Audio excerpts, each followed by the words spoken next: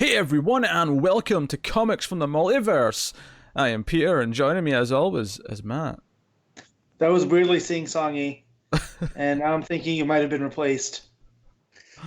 I agree. It was far too whimsical for him. Yeah, right? So first he's being unexpectedly wholesome before recording. Now he's doing this, being whimsical. I think the news of Angel this week might have...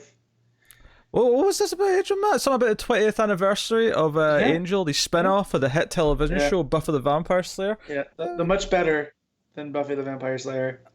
Well, that's a personal taste of a statement. I love both shows. Thank you very much. Damn, I thought that was gonna be a trigger. Nah, I love both.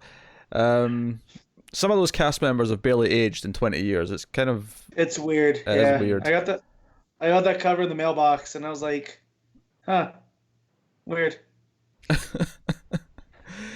David Boreanaz is 50. And, you know, every time there's been, like, jokes of, like, oh, can we have, like, a Buffy reunion or a reboot or some kind? It's like, well, yeah, but Spike and Angel haven't supposed to have aged because they're vampires. But I look at David Boreanaz and I'm like, you know what? It'll pass. Yeah. He'll pass for it. Close enough. Yeah. Did I say Connor was here as magic. well? I think I did. I don't remember. Okay. Himself looking like a vampire. Yes, today. yes. Got that ginger vampire thing going. Oh, no. There's daylight and I don't like it. You can barely tell he's ginger actually on that light. I remember Conan O'Brien talking one time that he is so pale that you could strip him naked and put him in a cave and he'd produce his own light. Now that's Connor right now. There's actually a glow coming off his cheek and then even his shoulder, which is not even his skin, it's just his shirt, but there's like a glow coming off of him. I told you, there's bloody daylight out there and it's terrible. Either that or Connor's pregnant. One of the two. I've not decided which. That is a serious glow for pregnant. Connor, are you going to audition for Batman 2 now that you're a sparkle vampire? Why not? We talk about DC Comics on this show every week, and this week we are going to be talking about 3 new DC Comics. Count them 3. We're going to talk about Batman 73, Justice League 26, and Aquaman 49. That is the 3 books that we'll be talking about. But we do also have some Patreon issues to talk about because we might as well put them on this week's show with so little new books. So Carl will be talking about Red Hood Outlaw 33, I assume that'll be. And then I'll be talking about X-Men number 4, and then Carl will be talking about Generation X, number 4. That is the... So I have an idea that just came to me as me and Connor were talking. Oh no, Pete's gonna hate it. You're gonna love it. Oh, okay, I'm back on board. Yeah. So Tom Taylor is writing some Star Wars books coming out next month, and I think it would be a shame if they didn't get covered on the show. Oh, piss off! Pete. Piss off! So if you want to go and make Pete read them, there's a Patreon tier that I think would be more of a service than X-Men is, but it's Tom Taylor. I'm not pressing his button for that. No, you didn't get a button for Star Wars. So you're saying that I rhythmed out my words for nothing. Yes, that was just a waste of your time. Connor, you agree though, right? Oh, absolutely. I mean, it's Tom Taylor. What's not to love? Yeah. Yes. So guys, do it. Like, seriously, do it. Week three on the show, so not as many books, which does mean we do have questions from people's on the Twitters, and I did remember and ask, for the record. I didn't have to remember and ask for the favourite book, though, because I did that live on the show last week, if you recall. I saw it, and it said, hey, this is us from last week. Yes. Yeah, like an hour ago, I thought, I'm going to go check and see if he remembered to do it or not this week. And then I saw that, and I was like, oh, yeah, we did do that. Next time, you should put a picture of Booster Gold there, coming out of a time portal. You were here, Matt. You could have told me to do that last week. I didn't think about it until right now. Yeah, well, lessons learned. Regrets have been had. We do have a little bit of news as well, which we'll talk about, but that's basically what the show is going to be. Will we hit that elusive 3 hours on this week's show? Who knows? Nope. Just out the book. Well, no, I don't want to talk about Batman for an hour, okay? Well, no, you do about, I don't know, an hour of introductions, and then you do 30 minutes on news, 40 minutes on listener questions, You do about 40 minutes on the outro, so you just have about maybe 20 minutes for the books right in there.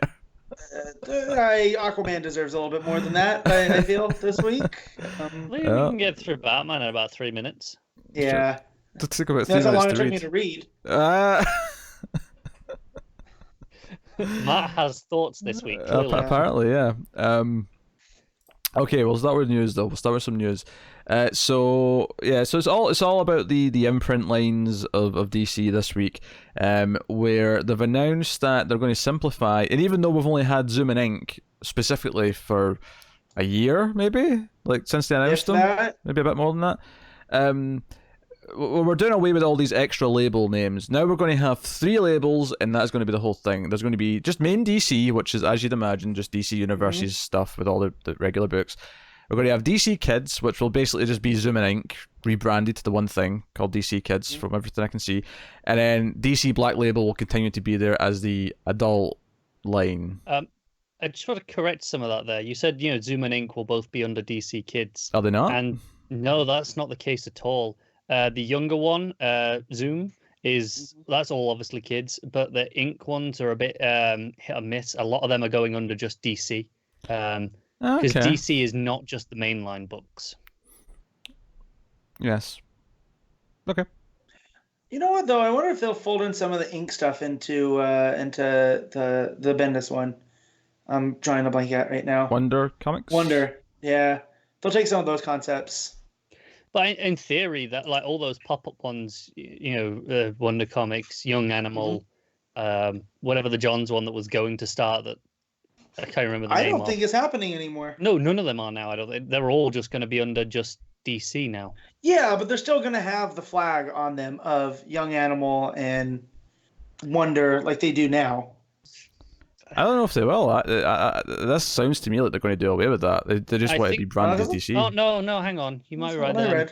I'm reading the pop-ups will continue, but it's unclear what age label they'll fall under. So they'll still, much like they are now, where it's not like you're like, oh, I'm reading Wonder Comics, Young Justice. It's like, oh, it's Young Justice, but it has the Wonder Comics tag on there, So, yeah. There's a huge difference, yes.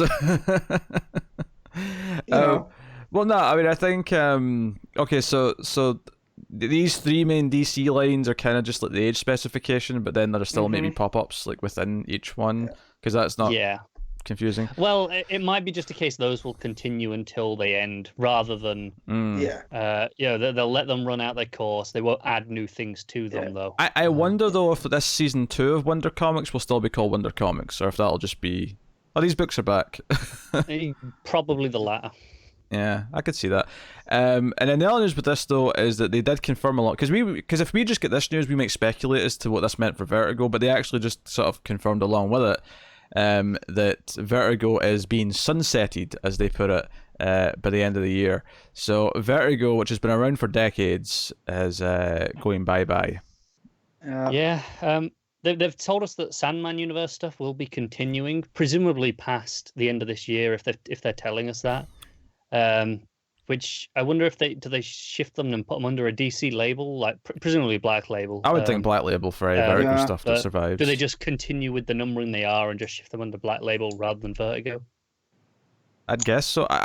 I feel like the Vertigo logo might disappear from the cover, and that's about it. That'll be like the extent of it. It'll be replaced with a DC logo, and that'll be all they say. Which is it's just a shame. It's sad to see Vertigo go. Right, It's been a staple for a long time now for that side of the industry. Yeah.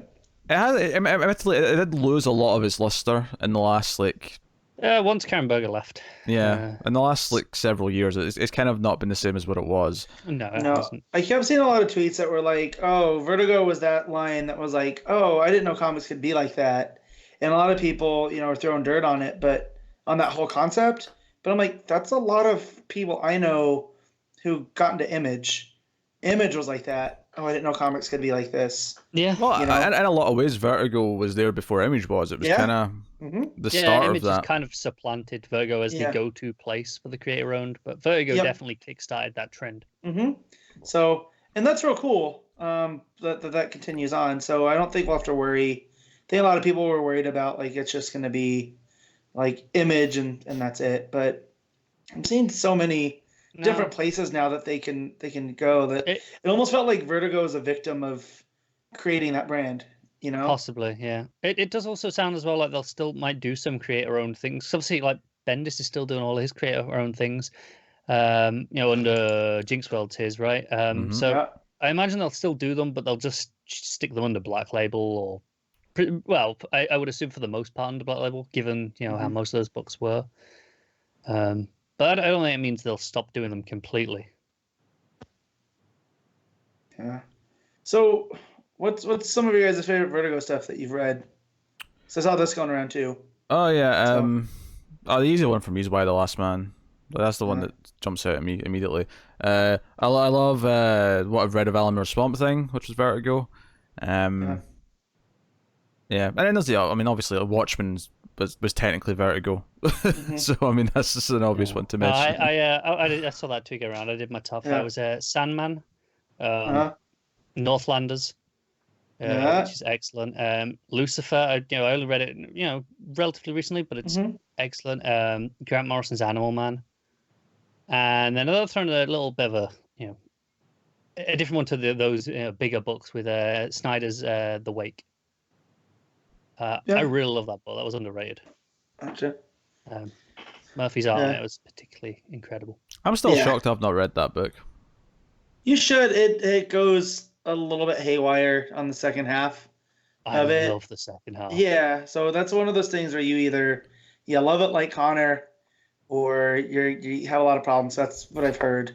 You love it like Connor, or you die a hero. Yeah.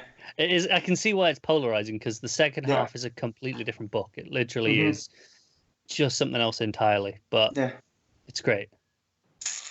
All right, so in the other news is they revealed a bunch more of their young adult books, their DC Kids and graphic novels and whatever, Ink's going to be fall under.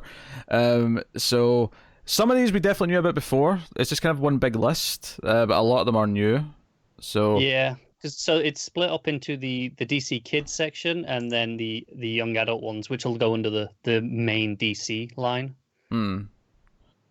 Yeah, this is a huge list of books actually, and I don't remember which ones already existed. So just bear with me here as I read these off, and you can stop me when one sounds particularly interesting. Diana, Princess of the Amazons, which is written by Shannon Dean Hale with art by Victoria Ying. That's coming January 2020.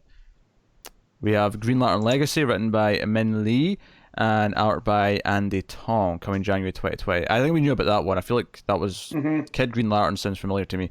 Yeah.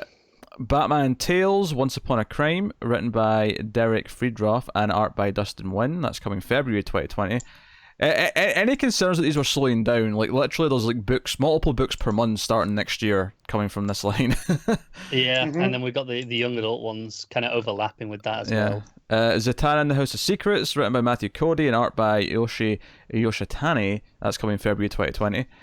We have great. Batman Overdrive, written by Shia Fontana with art by Marcelo Di Chiara. That's coming March 2020.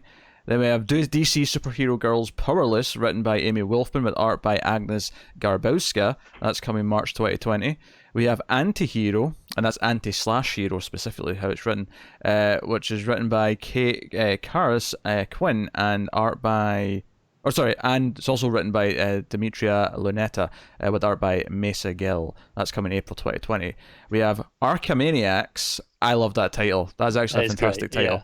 Yeah. If that's not an ode to Animaniacs, I'm going to throw something. It is. That absolutely is. Okay. Yeah. There's no way it isn't. Come on, it's called Archamaniacs. For Archamaniacs. That's written by Art Baltazar and Franco with art by Art Baltazar. So he's also... Yeah, that's the team that did like E.B. Hellboy. I think they've done something for DC before. That's coming April 2020. Then next up, Video Games Ate My Homework, which is written with art by Dustin Hanson, May 2020. That's Pete's autobiography in comic book form. Amethyst Princess of Gemworld, which is written by Shannon and Dean Hale. And then Batman and Robin and Howard, written with art by also Jeffrey Brown. So those last couple don't have months yet because they're probably quite early on, hence why one of them is even an artist yet. Yeah, that's Shannon Dean Hale, wasn't it? They're doing the Diana Princess of Amazons, the one that's in January. So yeah, that's written by them. Illustrated 6 months. Yeah, by someone else. I wonder if this is just them. Yeah, it says written and just written by. So we don't have an artist. Yeah, I wonder if they just still have an artist yet. If this is just that early in the process. And then again, I think this next band. Also, this is all still the young kids one. Yeah. DC Superhero Girls, written by Amy Wolfman. Dear Supervillains, written by Michael Northrop. Green Arrow Stranded, written by Brendan Deanon, with art by Caleb Hassala. Indestructibles Book 1, written by Ridley Pearson. So they're really feeling confident about that one because they're expecting a book 2. Yeah. Lois Lane, no flashy title, just Lois Lane, written by Grace Ellis with art by Brittany Williams. Metropolis Grove, written and art by Drew Brockington. Primer, written by Thomas Karczewski and Jennifer Muro, with art by Gretel Lusky. Just an adaptation of the movie, but for kids. I hope so it I is. finally understand it. Yeah, Mike, I need to get this book so you can follow the movie Primer. Yeah. What's funny actually is we're doing that on the sci-fi movie podcast. That's what we're recording next is Primer. Oh, I watched it. A while ago, and I got very angry. I'm bringing diagrams. I'm bringing on-screen diagrams to that review. Oh, I bet you are. So, then we got Superman Smashes the Clan. We did know about this one. This is written by Jean-Lin Yang with art by Gurahiru. I probably butchered that, so I apologise. Close enough. Super Sons Book 3, Escape to Landis. Hopefully that's not Max Landis, because that's that's that title in this week. Maybe retitle that. Yeah. Escape from? Yeah, so this is written by Ridley Pearson with art by Elie Gonzalez. Not a good week to be using the word Landis. Teen Titans Go to Camp, written by Sholly Fish. Sholly Fish, what a name. That name's actually familiar to me. It is, because Sholly Fish has done art, I think. If my last name was Fish, I'd be dropping puns all the time. Shamelessly. I mean, your last name isn't, and you still do, so I can't imagine. Not about my name, though. I drop puns about other things. And then Teen Titans Go, roll with it. They should have had the same thing with the first title. Like, do like the Ernest movies. It's always Teen Titans Go and then 2 somewhere. Yeah. That should be the thing. Ernest Scared Stupid. Yeah. So roll with it's written by Heather Newfer and PC Morrissey. And then the last book on this line is The Mystery of the Meanest Teacher, a Johnny Constantine graphic novel. What a title. Written by Ryan North and art by Derek Charm. So that is the your younger kids ones. Yeah, that is a great title for that last one, though. Yeah. So Sholly Fish, why I know the name is when they relaunched with New 52, Sholly Fish did the backups for Action Comics. Okay. Yeah, that's at least one place where I've seen the name then. Yeah. So it wasn't an artist, it was a... Beware the Fish. Yeah. So then the main DC line, though, this is the young adult titles coming from DC line. Again, starting from January 2020 and going far and beyond that. We have Wonder Woman Warbringer. This is adapted by Lee Simonson from Lee Bordeaux's DC's prose novel. So, we knew about this one. I remember this one. Yeah, we did this one. Gotham High, written by Melissa De La Cruz and art by Thomas Patilli. That's coming February 2020. Then we have The Oracle Code, written by Marquis Nijkamp and art by Manuel Pretiano. Yeah, I'll go with that. March 2020. That one's coming. Shadow of the Batgirl, which is written by Sarah Kuhn and art by Nicole Go. That's coming April 2020. I think that's the Cassandra Cain. About that one. Yeah, that's Cassandra Cain, that one, I'm sure. Then we have Lost Carnival, a Dick Racing graphic novel written by Michael Moretti and art by Saz Milledge. That has a great cover. That has. Yeah, I was just gonna bring it up. It is so Art Deco. Man, it's great. So that's coming May 2020. Then we have, I think that's the last one we have a month for, which kind of lines up with the love line, where we've got up until maybe halfway through next year. Catwoman Soul Stealer, which is adapted by Lee Simonson, again, from Sarah J. Massey's DC's prose novel, art by Samantha Dodge. We have Galaxy, the Prettiest Star, written by Jadzia Axelrod and art by Kate Zellers. We have House of L Book 1, written by Claudia Gray, with art by Eric Zawadzki. Interesting to see another book 1, Yeah. There's some confidence. Claudia Gray has done some Star Wars novels that I really like. Lost Stars, which is my favorite in the last 5 years. It's fantastic. We have everyone's favorite on this show, I Am Not Starfire, written by Mariko Tamaki. I mean, It's perfect. That is the mascot of this show, surely. Yep. I Am Tom Not Taylor Starfire. and Unrecognizable Starfire. Mr. Miracle, written by Varian Johnson. Joe, I started reading that and I thought I was going to say Various, and that was going to be it. I was, it's Varian Johnson. That's just the dude's name. Okay. Or lady's name. When that comes out, how many people are going to accidentally pick it up looking for Tom King and Mitch Garrett's? Yeah, they should probably add a subtitle. Maybe they will. Maybe they'll add like. Yeah. I think to be honest, given some of the other covers here, it might be very clear when you look at it. No, I know, but don't worry, they'll add the title. It'll be Mr. Miracle, best pals with Max Landis or something to that effect. Like they'll do it. It's fine. Way to drag down the tone, Pete. It was a callback to an earlier poignant joke. Like, Max Landis is a piece of shit, alright? We're all on board with this. Yep. Nubia, written by L.L. McKinney, art by Robin Smith. Then we have Swamp Thing, written by Maggie Stevata. That's a great name. I love that there's some names that Pete just nails, and then you give him this one, and it's like speed bump.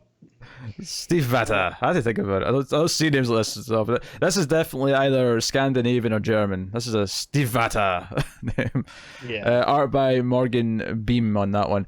Then we have Teen Titans Beast Boy, written by Cami Garcia, and art by Gabriel Piccolo. And then we have Victor and Nora, a Mr. Freeze story. Surely it should be a Mr. and Mrs. Freeze story. Come on. I mean, she's just Nora. She is Freeze. Her last name. Yeah, her last name is Freeze. But she's not Freeze spelt like that, is she? Sure, Right. but I mean, come on.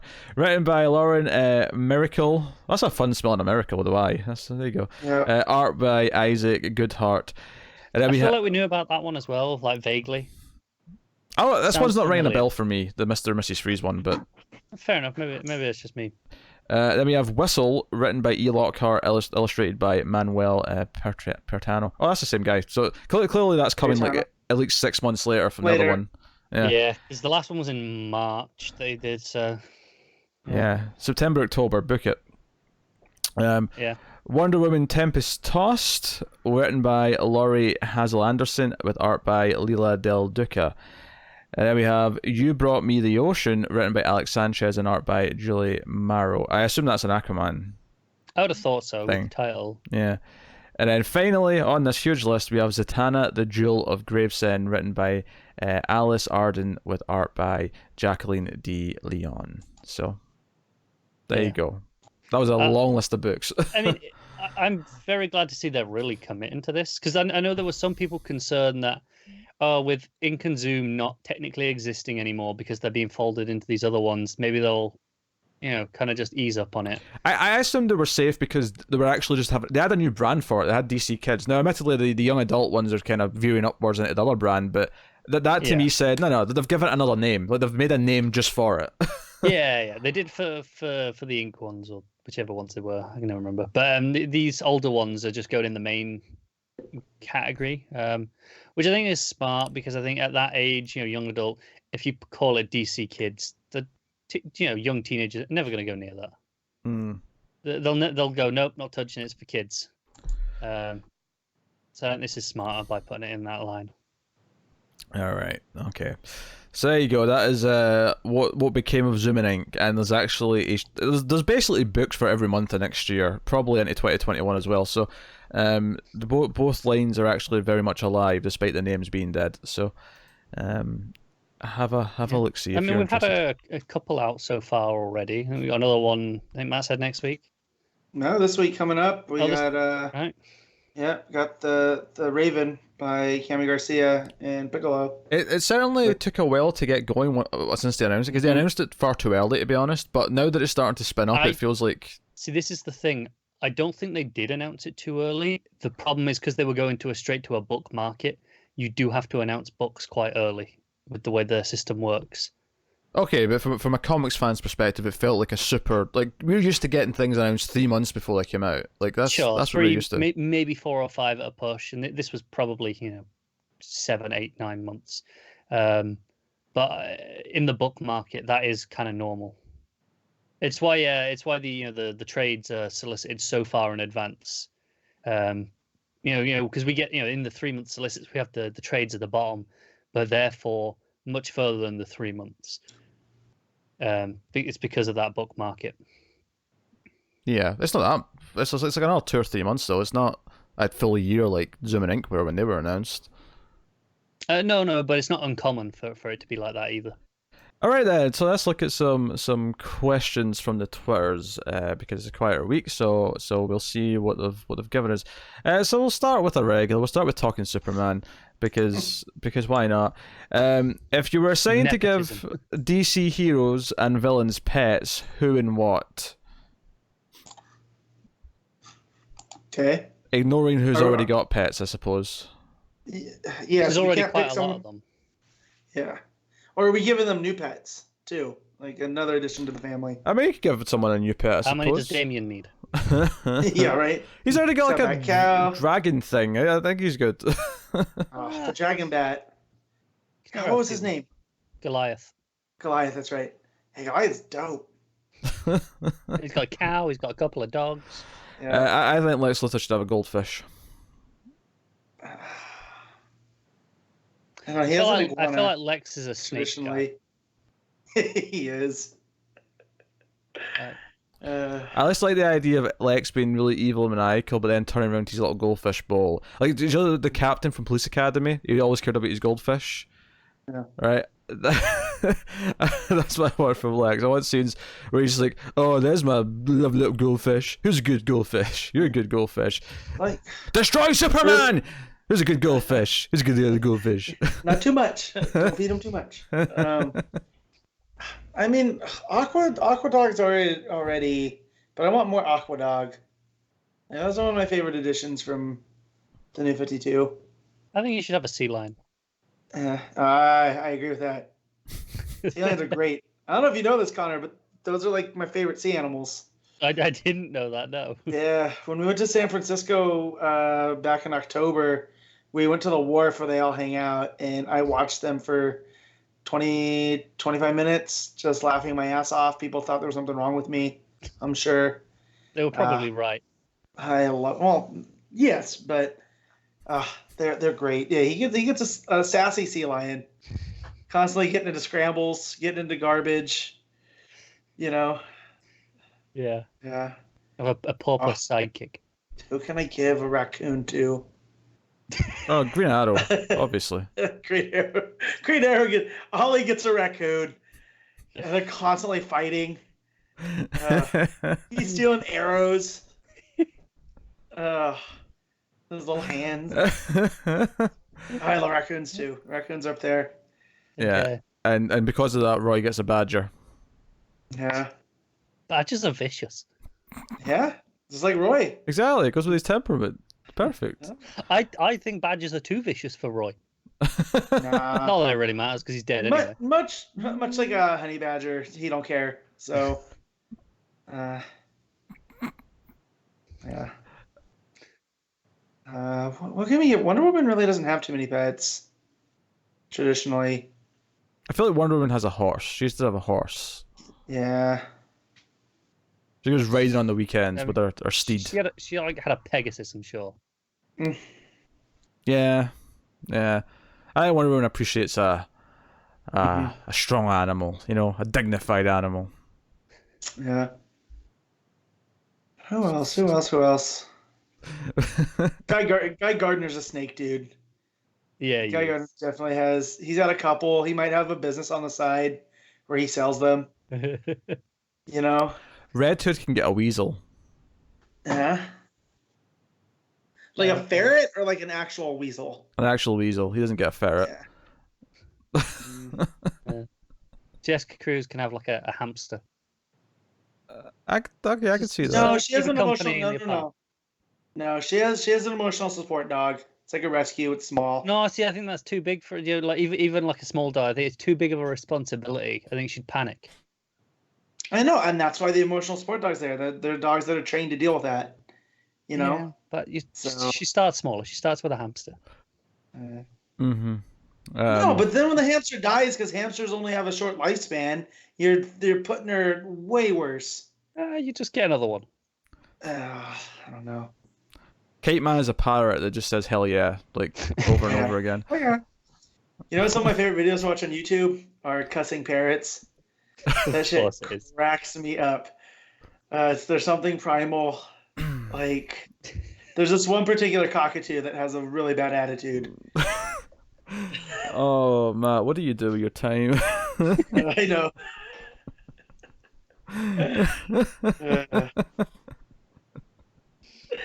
Like I'm feeling down at work because I don't want to be there. I'll just look up, Mm-hmm. Yeah. Okay. I don't like the idea of Gorilla Grodd having a poodle. I don't know why. Just the image of him walking a poodle. Gorilla Grodd has a pet human. Right? Like, that's how twisted he is. I don't know, here's an idea. Why about he gets a pet turtle and calls the turtle human, so he can goes with his pet human that is called Turtle? Right. Yeah? He strikes me as an ironic fellow. Yes, he does. And then he laughs. Why doesn't Gorilla Grodd wear a top hat? He should have one. I thought that felt like a setup to a joke. No. Why doesn't Gorilla Grodd wear a top hat? I'm just asking why. Do you want him to have a monocle as well? I don't think anyone suggested it to him. He used to hear the suggestion, and then once he's heard about it, he's like, you know what? I can't shake this idea that I should be wearing a top hat all the time. My God, he does this mental thing, just wearing a top hat. He's in everybody's mind. Oh my God, I want this so bad. All right, next question from @BennyWilson93. What DC comic would you give to J.J. Abrams to write? You mean JJ's son? Well, yeah, we should talk about the context of this question. Yes, there's set up for this one, yeah, because Marvel announced this week that J.J. Abrams and his son are going to be writing a Spider-Man comic of some sort. Yeah, people are really upset about this for some reason, and I don't get why. Yeah. Yeah, people I don't care. He's just got given a comic because he's J.J. Abrams. So many other directors and writers, of other mediums been given comics. When your name sells movies, okay, you can write a comic book too. Like that, he's not taking it away from anybody. It's not like any indie creator can just show up to Marvel and be like, "I want to write Spider-Man." Yeah, it's not like he's taking Amazing Spider-Man or Friendly Neighborhood. No. It's a new Spider-Man. Yeah, exactly. Yeah, it's mini. Not like this was a Spider-Man book that existed that was, up for grabs by anyone. Like, I would love when Kevin Smith got announced to take over Daredevil, right? Which was a proper run. Yeah. I would love for that to exist now and see the amount of salt there. And guys. I hate to bring it up, but Joss Whedon. Astonishing X-Men. Yeah. Astonishing. Again, proper run. This isn't even that. This is JJ and his son writing a mini for Spider-Man. Like a 5-issue mini, I think. Yeah, like this is the same company that adapted the story from the video game in a miniseries. Can we talk about the amazing fact that they put out like a countdown thing where it was like a web with a 4, like a 4 out of web, and everyone thought it was Spider-Man 4. Everyone thought they were doing like a comic adaptation of the Spider-Man 4 script or something like that, and then it was like then the next day it was like a 3, and I was like, oh, they're just counting down. Everyone was like, oh, everyone was all deflated immediately. Because there was Alex Ross had a thing on Twitter with like an image labeled Spider-Man 4 that he then deleted after that came out. And see that's something I would read from Marvel, like as an adaptation of that. Just because that story that the script has made its way around, it's something that I would like to see, just in comic form. I do not feel attached enough to those movies, especially after rewatching them like a year or two ago. Yeah, they're not great. Yeah, they're of a time, definitely. Like the first X-Men movies.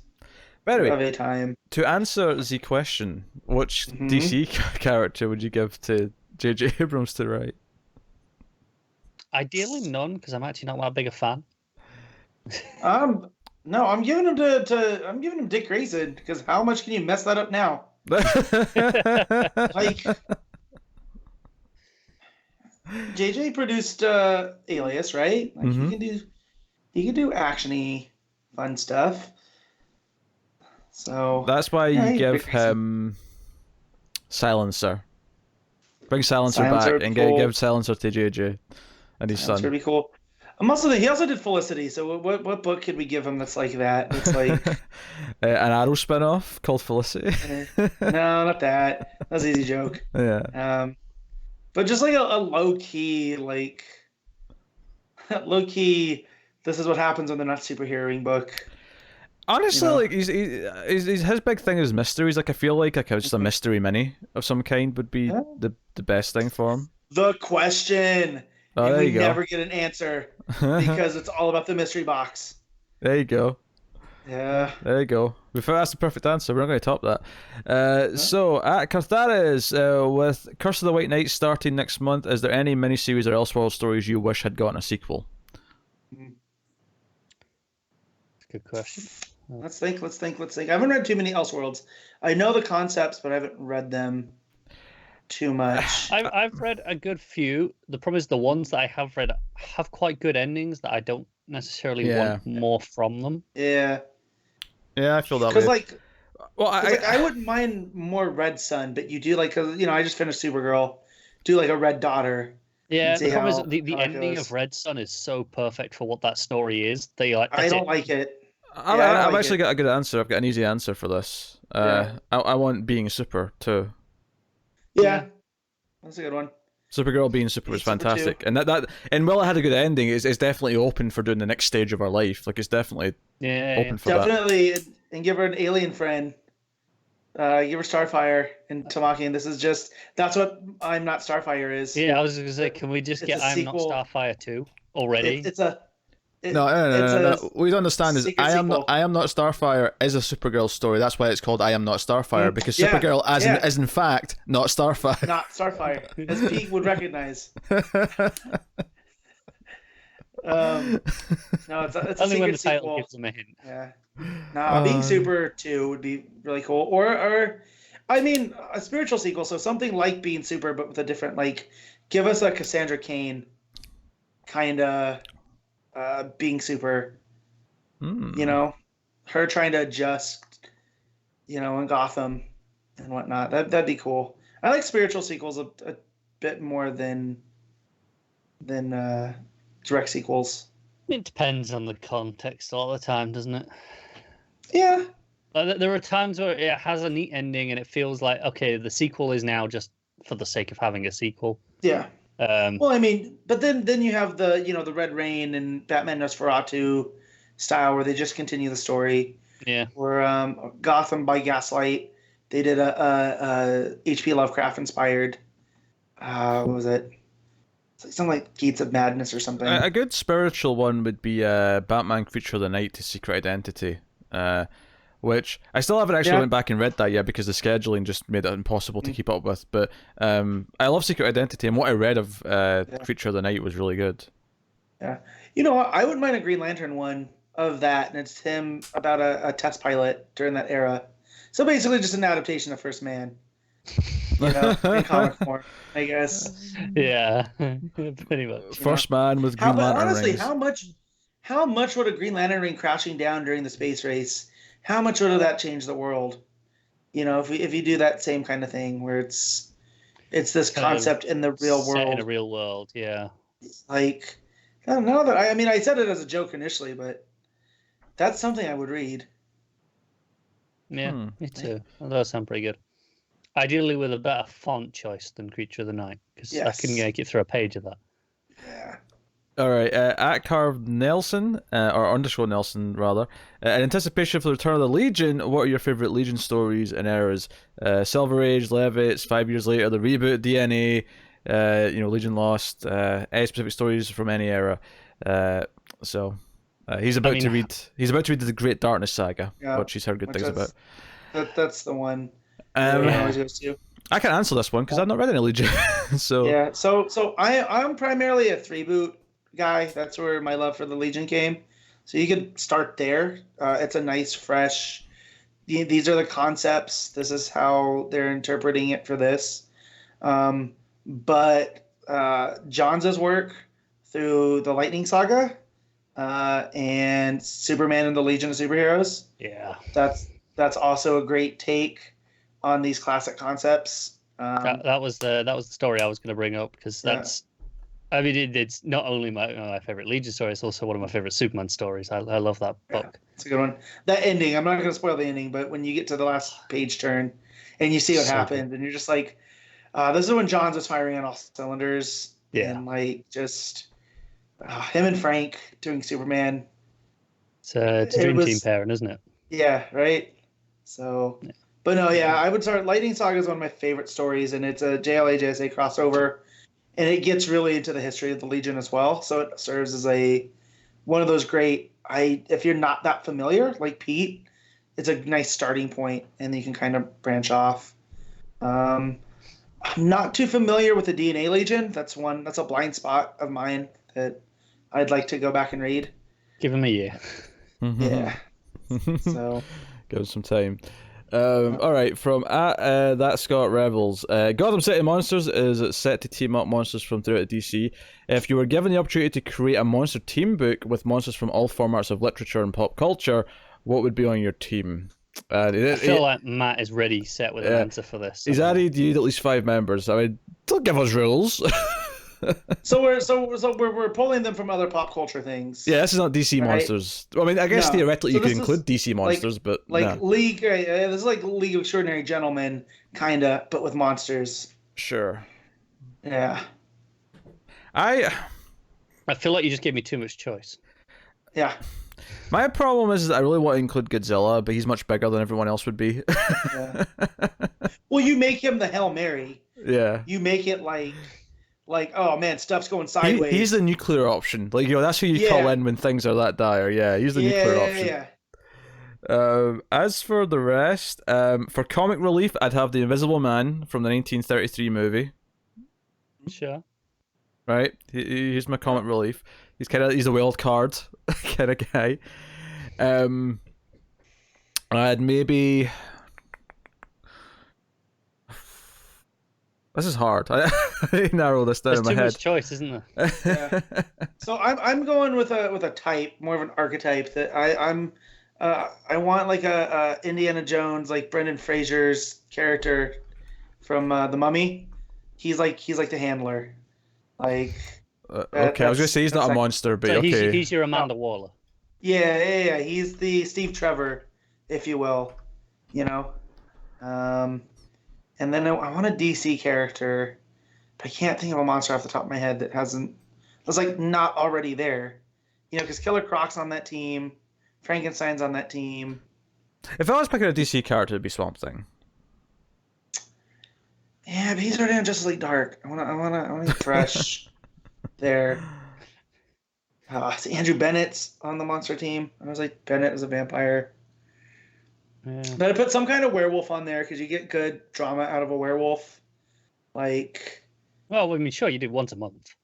Yeah. Well, no, I mean, you got to change werewolf lore a little bit. You know, it's a controlled versus a non-controlled. The straight no nonsense monster is the Predator. So you got a Predator, Invisible Man, Godzilla's a nuclear option.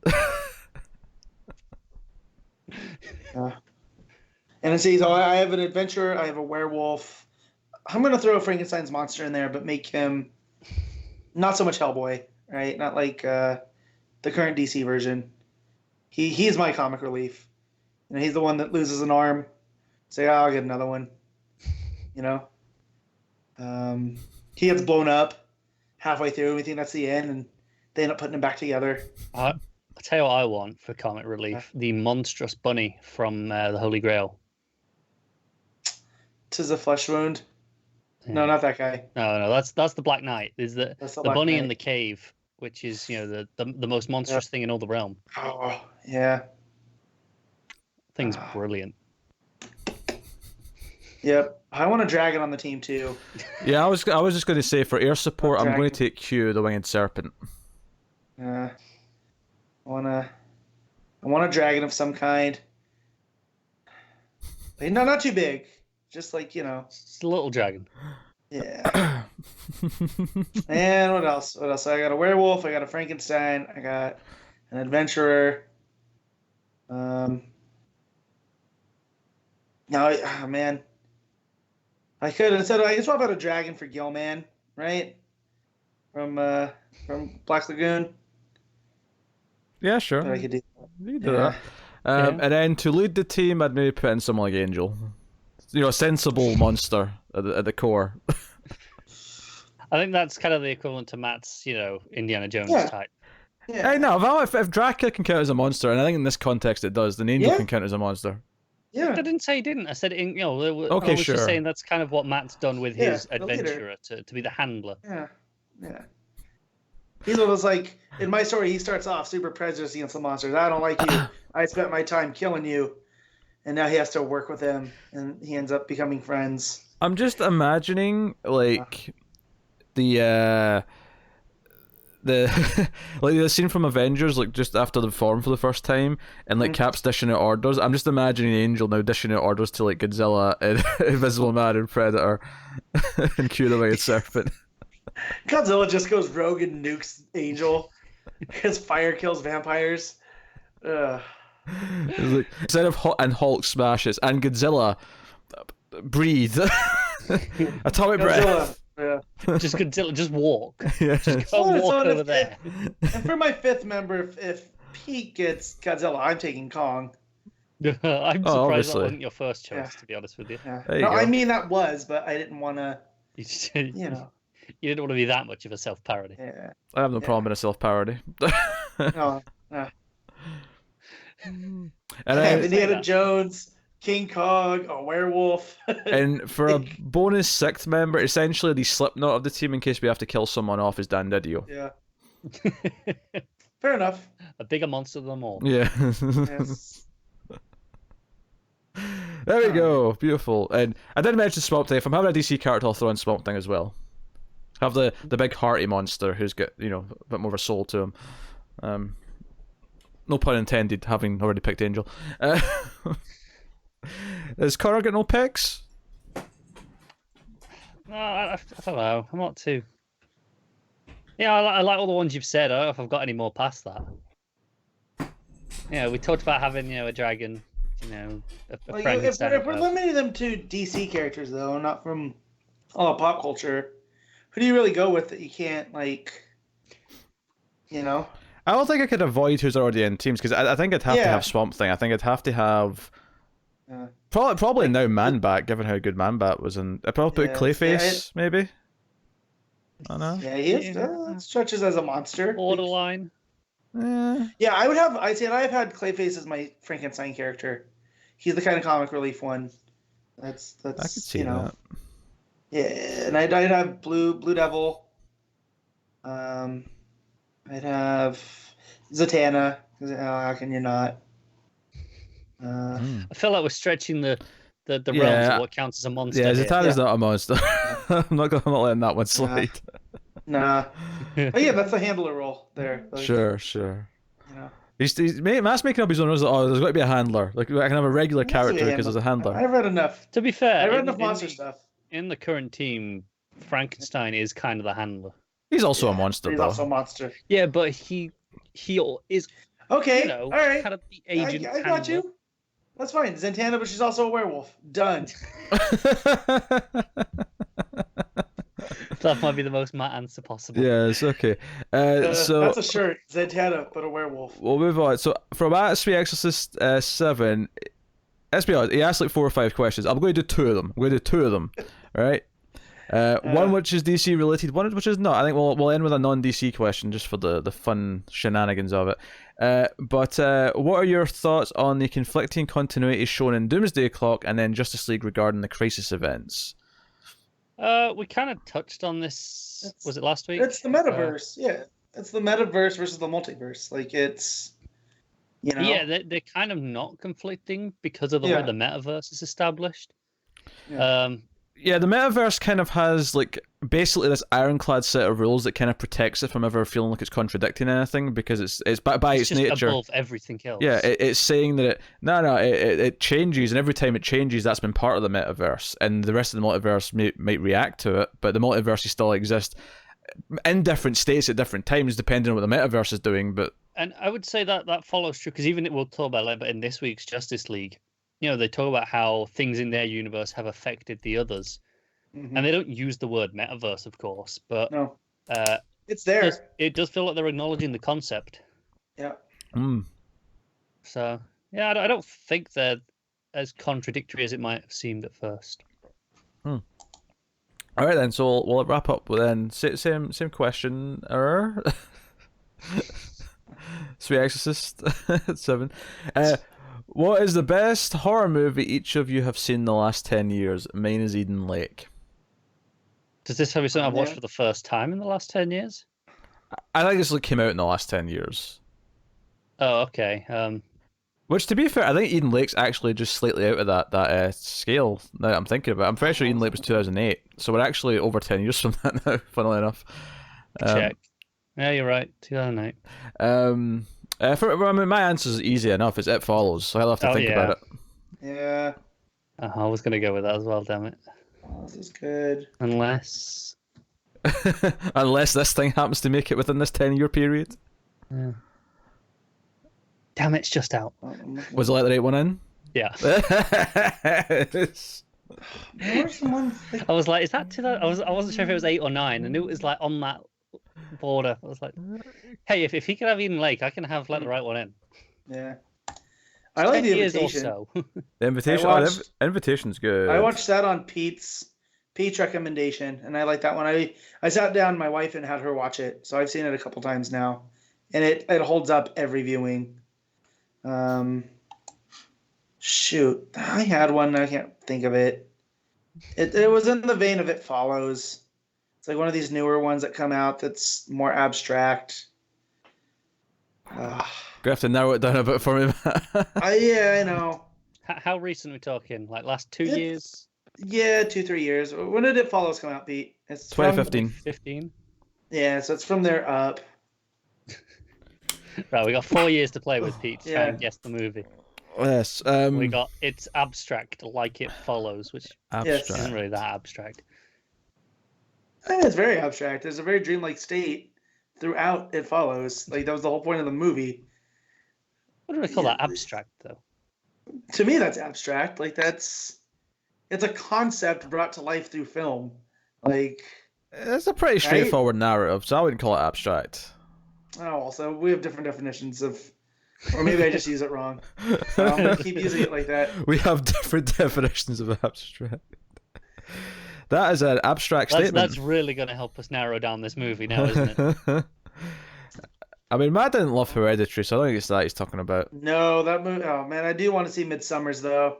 Midsommar. Yeah. I didn't love Hereditary either, though, to be fair. Yeah. Let's see. Well, it's come out the last few years. I loved Happy Death Day for the I was going to throw out some more ones that I really like from the last few years. Alright, so it's not the one I was talking about, but I did love Don't Breathe. Don't Breathe is my kind. That was enjoyable. That's my kind.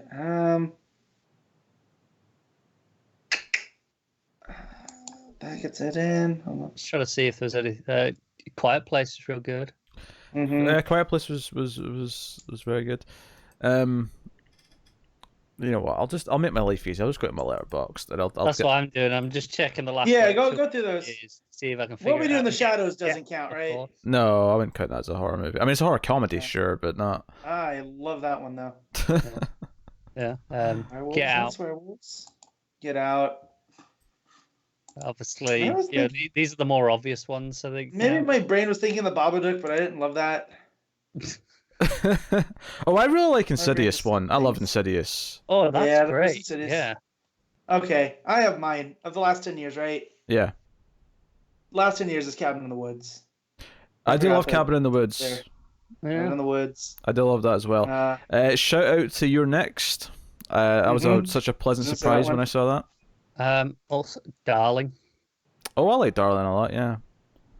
Did I watch that for the show, Pete? No. I think I'm feel like the if you did, you'd have hated it. Yeah, you did remember this one, Matt. It was really art house. Yeah. Is that the one? No, what was the one about not the babysitter, but there was a girl that was babysitting, and she's doing bad stuff with the kids. I remember we watched that for 121. No, that was a Screams episode. That was because... was it? Oh, God. It was like... Did someone no-show and I had to... You just volunteered to guest, but it was like Emily, I think the name of the movie was. I think so. Yeah, that sounds familiar. Yeah, I think that was it. A girl who walks home alone at night. Yeah. Really good movie. I think House of the Devil just squeaks into this 10-year period, so I'll mention that as well. That's probably my favorite of his movies. Too. If you actually want a good found footage movie to watch, I would recommend Creep. Yeah, it's very good. Yeah. Oh, Creep. Creep is good. Creep 2 is good too, but not as good. Yeah, Creep 2 is solid, but it's not as good as Creep 1. Yeah, those are good ones. I do like the first Conjuring. I wouldn't put it on the best. Like, it doesn't break the top 5. No. Right? But I do enjoy it. I actually like Conjuring 2 more than 1, but like again, I wouldn't put it. We had this discussion offline a couple weeks ago. I am Team Insidious over Conjuring. Oh, me too. Definitely. Oh, me too. Yeah. Oh, that said, I haven't feel seen like weirdly though, the last we're Insidious. kind of in the minority on that though. I know. Yeah. Yeah, a lot of people seem to really love Conjuring more. Insidious has this campy, fun side tone to it. Mm-hmm. That's it starts off as one thing, and I remember the trailer for it that used to play before. Like, it wasn't an official trailer, but like when you're sitting at the movies and they're playing the commercials, and it was just Insidious is, and it seemed like I'm not going to the theater to see that. That's too scary, right?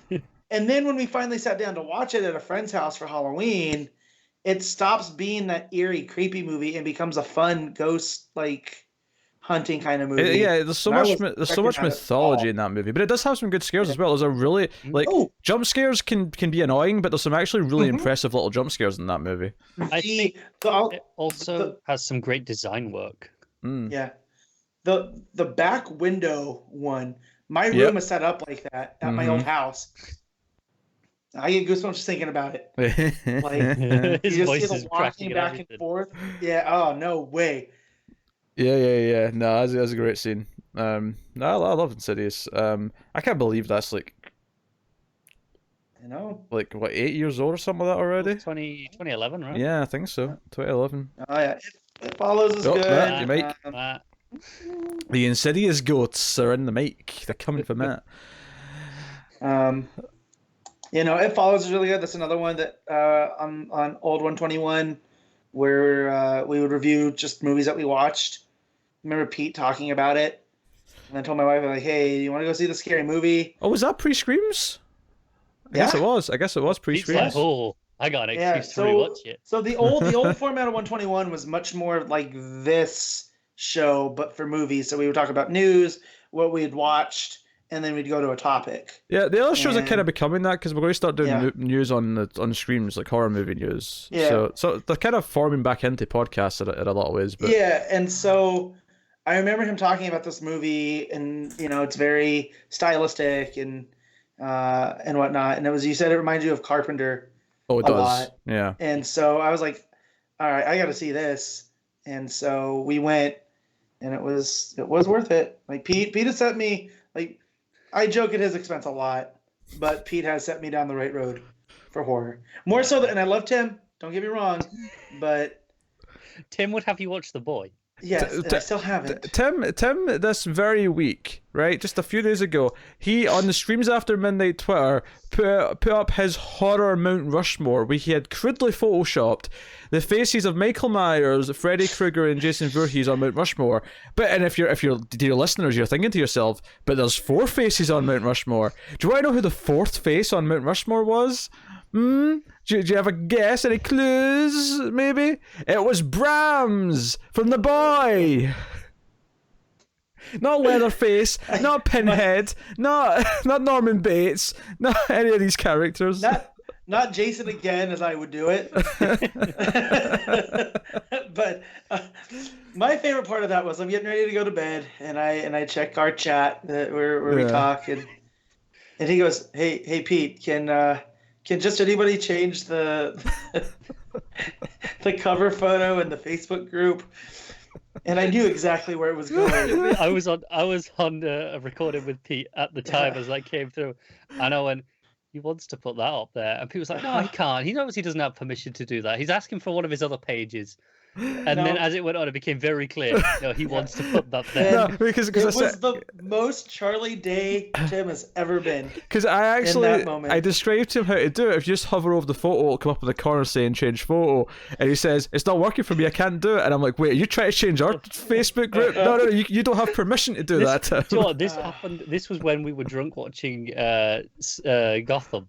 It was that night, so I was already kind of out of it when this was happening, which made it all the funnier. Right, and then like 20 minutes later, he decided to then do a sequel post on the Screams After Midnight at Screams Midnight. If you liked us talking about horror movies for the last like 10 minutes, like me and Tim talk about horror movies every week. Check out Screams After Midnight. But 20 minutes later, he did a sequel post, and it was the Statue of Liberty, but with the leprechaun head. In place of he has an entire thread. Go to @TimVargulish on Twitter. He has an entire thread about how much leprechaun means to him. I don't know if it's sincere or not. I'm gonna let you in just a little preview of an upcoming Screams After, because we record them a little bit in advance, so we've got a few episodes banked, so it'll be another couple of months before this goes up. But we just recorded the Leprechaun 2 review last week, and I want to say this, it may be one of the funniest reviews we have ever done, because every single time something came up in that movie that was really stupid, Tim would sit there with a straight face and say why it was genius, and why it defied like storytelling conventions, and then I'd have to sit there and... This is the most Tim thing ever.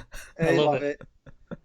I'm telling you, one of the first times I hung out with him, I could not tell if he was joking or not. He is that good. And he has a brilliant poker face, doesn't he? He does. My favorite was we're eating dinner, Mario, Tim, some other friends. We just spent all day at WonderCon. Mario's trying to bully me into going to New York Comic Con in the fall. And he looks straight-faced to Mario and goes, "Hey, Mario, is it true that they moved the con to the head of the Statue of Liberty?" That is such a Tim line. It is. Yeah. So he also asked Stu if he could look out his window to check the time and look at Big Ben. So, which, for the record, Stuart, our friend, does not live in London. Just for the record. No. So, and if he did, he wasn't near close enough to Parliament that he could check the time on Big Ben. Look out the window. One of the first thing Tim I ever said to me, this has become a Tim podcast apparently, but one of the first things he ever said to me, the dumb Tim question that he asked, was he asked if I had plumbing, and if they had to go outside to use the toilet. And I'm like, Tim, what do you think every other country's like stuck in like the 40s? Like, what the hell? No, he just thinks that about Scotland. Yeah. You know, Stu did get to him and told him that you wear trainers in the house. So he had to see how uncivilized you are. I love that in the timestamps for the show, there's going to be a section now that isn't talking about Tim. This is the spotlight on. I love the idea that there's a lot of the audience have never checked out Screams After Midnight and have no idea who Tim is. Tim is a character. That's even better. That's why we love Tim. Yeah, you're missing out. Tim's away on his honeymoon for 3 weeks. I mean, it's actually just over 2 weeks, but it's, in terms of recording days for streams, it's 3 weeks. So he's gone for 3 weeks, and he pulled this stupid Photoshop thing right before he leaves. So this is the revenge. He becomes the topic of ridicule. Oh, on this show. He does, to tie it into comics, he does have Goatman comics. Look for some new releases soon. I've seen some of the stuff he has in the pike, and it's very good. Not very good for Tim, but actually very good. And the pipe? You mean in the pipe? And the pipeline? Yeah, down the turnpike. Okay. So, yeah. I'm with you on this one, Pete. Yeah. I don't know if that's a thing that people say in connection to that common saying, or if Matt just was able to bullshit his way out of that mistake so easily. No, down the turnpike. That's a thing. Okay. It's this weird back east. It's a toll road. They call it a turnpike. Okay. So it's become I guess, an idiom.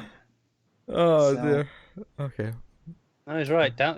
Coming down the turnpike. It's a thing. Just because I have a different definition than abstract, now everything I say is going to be questioned. Well, you've got all these abstract sayings and phrases that I've never heard before. dear. Now I gotta find out what I should use instead of abstract, so people understand what I'm trying to say. Ethereal. Yeah, I think ethereal is what you were going for. Maybe Hypnotic, dreamlike. You know, any of these. I like ethereal. Not abstract. Ethereal is probably the best one. I started strong though. Nah, it was all downhill from there. These are none of these words I would use for abstract. That Google's giving me. What's it giving you? Synonyms. Existing. So what its proper definition is: existing in thought or as an idea, but not having a physical or concrete existence. So theoretical is right, but then you get to intellectual and academic. Those are not how I would use abstract. No. So yeah. There you go. Well, that symbolic. That's how I use it. So. Well, I guess that'll wrap up questions. Because I know everyone was looking forward to the Tim Talk. Tim Talk. Tim Talk. It's like a TED Talk, but worse. Yes, I didn't want to say it. I'm glad Connor did. Oh, Timmy. Oh dear. Joey, actually, just one final thing. Joey also tweeted this week. His dog was in some sort of thing where the dog got a diploma at the end of it. So there's a photo of him and the wife with the dog, and they're all happy. You know, he's like, my son graduated. We're proud parents. And it said, and then to me said, none of your stupid cats have degrees. I missed that part. He's right, there's a follow-up tweet. And for those keeping score, I now have 2 dogs with diplomas, while Uber89 has 3 cats that still shit in a box.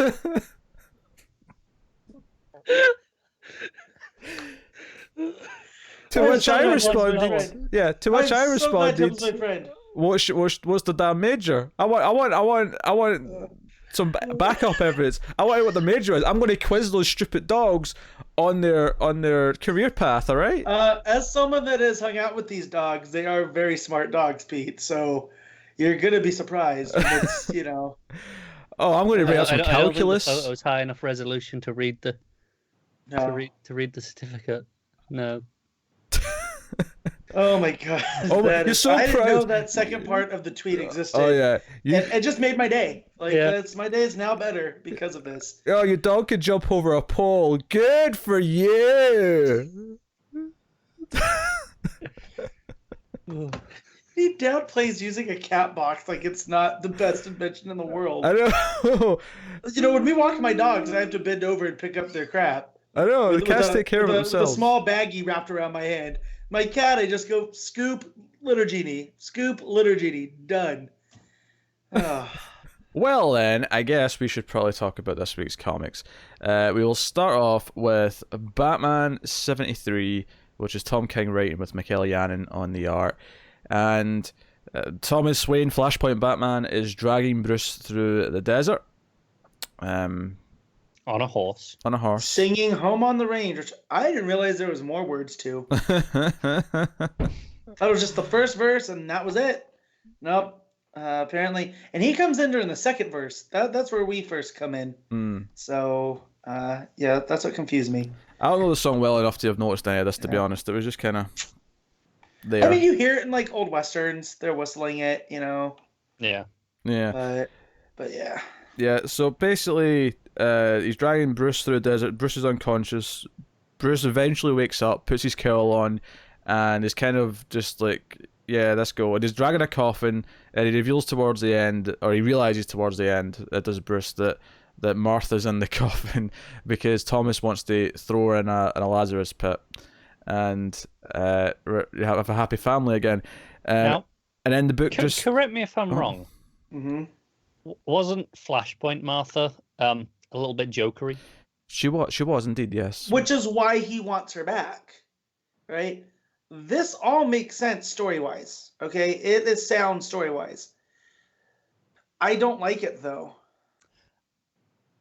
I don't know if it is sound story-wise, because people come out even worse after being in a Lazarus pit. Is it his Martha, though? Do we know if it's like this world's Martha, or...? It's this world's Martha. Oh, okay. Yeah. Oh, that's worse. I hate that more. Yeah. That's what I mean by story-wise, soundly, character motivations, and King plotting this from the like. If you look, the whole Bane and Bruce relationship was told through the mothers. Remember that issue where it was comparing, and Bruce had the whole narration of him talking to Mother, and all of this and whatever, and then you bring in Flashpoint Batman and his whole hang up against his Joker, was because Bruce died, right, in Flashpoint. Yeah. And Martha becomes Joker, and there's that a very good Brian Azzarello mini from Flashpoint. Oh, that's very good, yeah. If you haven't read it, go and check it out. Oh, it's very good, yeah. Yeah. So this is what this whole thing's been building to. That if this is what I think it means, and correct me if I'm wrong, that the thing that would change Batman for generations is the revival of the Waynes. Well, one of them at least. Well, I can see. So what? We're gonna bring Martha back and then kill off Flashpoint Batman. I can. Because there's no way he goes back to Flashpoint. I think we have to kill off Flashpoint Batman to an extent. Yeah. Or force him back because he's unhinged. Force him back to what? It got wiped from existence by Manhattan. Right. So that's what I'm saying. Okay, sure. He can't go back. So either Thomas hangs around and we have the Waynes back, or Martha comes back, because you can't just bring them back and then have them and then kill them off again. That doesn't change Batman for a generation. Oh, no, it doesn't. No, we've had those stories before. I don't think. Yeah, but Thomas has to be in Arkham. He's a complete nut job. That's Thomas is psychotic. He is, but I can see what Matt says. Okay, if we've got Martha back, and then Thomas plays the role of being this world's Thomas Wayne and kind of. Because we've had these stories where Bruce goes to an alternate reality and has his parents, blah, blah, blah. I mean, there was a whole, what was it? Superman, Batman. I mean, even earlier in this run, the Booster story is kind of a look at that. Again, story sound wise, it's all adding up. And I applaud King to this for being able to keep it close. And I had no idea this is where this was going. And I don't think a swerve's coming. I think this is the thing. I am going to go on the record. The thing that he had to go pitch is the Waynes. That said, if they come back, I don't have to worry about watching them die in movies again. I want everyone to note down the timestamp and the episode that Matt said that on for later clippage, because it may be very useful. Here's the thing. He might be right. Because what else? What else could change Batman? It's not him getting married. It's not going to be he's not killing Bruce at the end of this. Yeah. What else would change Batman for a generation besides the revival of the Waynes? Well, unless Keith's just again, I'm not counting. I'm not counting Thomas. I also said Jonathan there. I'm not counting Thomas Wayne. Look, just because they both got a Martha, doesn't mean they both got a Jonathan. I'm not because again, it's the rival of one. Jonathan Wayne. And then it clicked. Yeah. Right. Second. I'm not I feel like maybe he'll pretend to be this world Thomas, but here's the thing. I imagine the story would have to be Martha slowly realizing that this isn't her Thomas, right? And that would have to be a plot point. And I think ultimately what you could, if this is what's going to happen, I think ultimately what you're saying is that this is the story of how Batman gets his mummy back. Yeah, it's very Freudian that way. Right? It's very all boys have a want for their mother. And I don't like that aspect of Batman, and I don't like how much emphasis it puts on the Waynes when Alfred's been there the whole time, Well, that's why he doesn't need Thomas, because he's got Alfred. Yeah, but he also doesn't need Martha. No, he doesn't. This is terrible, and if this is the route that he goes down, there is very little it can do to... And I'm wondering how this plays in on board with that. Batman, Catwoman, Yeah. Here's the thing. I can think of potential things that could happen. I don't necessarily like the idea of Martha being brought back to life, because comic book stupidity, right? But if I'm thinking about potential things we could do after that, we could do something maybe interesting where Martha almost feels alienated because of how close Bruce and Alfred are. She's been here this whole time, and they have this special parenting, child bond. Right, and when she revives, she's gonna be revived at her age she died. So there's a chance that Batman's gonna be older than his mother. Yeah. So she's gonna age up. So it's prime for the incest, is what you're saying. No, I'm not saying that at all. But Dick does need a new girlfriend. Oh, Bruce, I am dating your mother. You'll deal with that. Thank you. Yeah, in a roundabout way, his kind of grandmother. Yes, kind of. Hey, Futurama. Fraser's his own grandpa. Yeah. Time travel shenanigans. Oh, I don't know. The biggest thing that stuck out to me about this issue is I really felt like not a lot happened, and then it kind of ended just very suddenly. It took me so this is the first thing I read on Wednesday morning. Download my comics, waiting for work to start. It usually takes me a couple times to read them because then it's time to get up and go to work. No, man, I had this done in a couple minutes. Yeah, I got to the end and didn't realize I was at the end, so I clicked on the next. I didn't see the to be continued, so I just clicked next page. It's an ad. And I was like, oh, that was it. Wait, hang on, I should go back and see what the hell was that final line, because I didn't feel like a final line. No, it really didn't. It was kind of just an underwhelming issue, and I kind of like the idea of Thomas being crazy enough to want to try this. I don't know if I like the idea of it actually happening. Yeah, there was a Mark Waid Justice League story where Ross had done this. I think it's the Tower of Babel, where to get Batman off his game, he stole the bodies of Thomas and Martha, and then had them suspended over a Lazarus pit. Gonna revive them. And Batman has to stop him. But he has that, should I do it? Should I not? And in Mark Waid's hands, it was very good. And, Superman comes in and helps save the day and whatnot. So Are you implying you don't trust Tom King as much as you do? Not that I don't trust Tom King, but I never felt reading that Mark Waid story like this was going to be a new status quo. Whereas with King, from what's been said, I definitely feel this is one of those crazy enough that he's going to attempt it. Yeah. So, and I'm trying to reserve judgment for things until I actually read them, because there's been other things that I thought were a bad idea that ended up working out, or things that I thought were going to be great that I ended up hating. There's going to be some Martha jokes if this happens. Yeah. I think even like putting that as an issue, I thought it was very quick. I mean, it looked nice enough. Janin doing the whole issue again was nice. We haven't seen that in a while. The lighting with the campfire scenes and the colors in particular. I think it was Bel-Air on colors. All the orange glows of the sun was gorgeous. Yeah. And Bruce slowly realizing what's going on. Also, we get Kadeem back, which after last week's episode, I realized the city I thought it was. It's Ethel Aban. I think I'm saying it right. Which was from the Red Hood and the Outlaws, right? Which is different. It's not the I misremembered it, but Kadeem is this is Ra's al Ghul City, so that seems to be making a push now. But yeah, I don't know. I have to admit, I feel oddly kind of apathetic towards this issue. I don't really have strong feelings positively or negatively. It kind of existed, and I think Tom King's pulled this kind of really decompressed shtick where it'll just be like this, one character doing this one thing for the whole issue.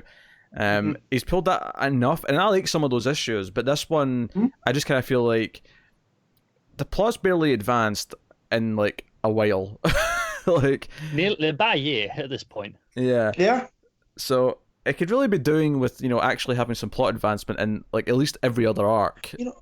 What makes it worse is that there are high points in this that we know that King can wow us. Oh yeah. I mean, he made us like Kite Man. Yeah.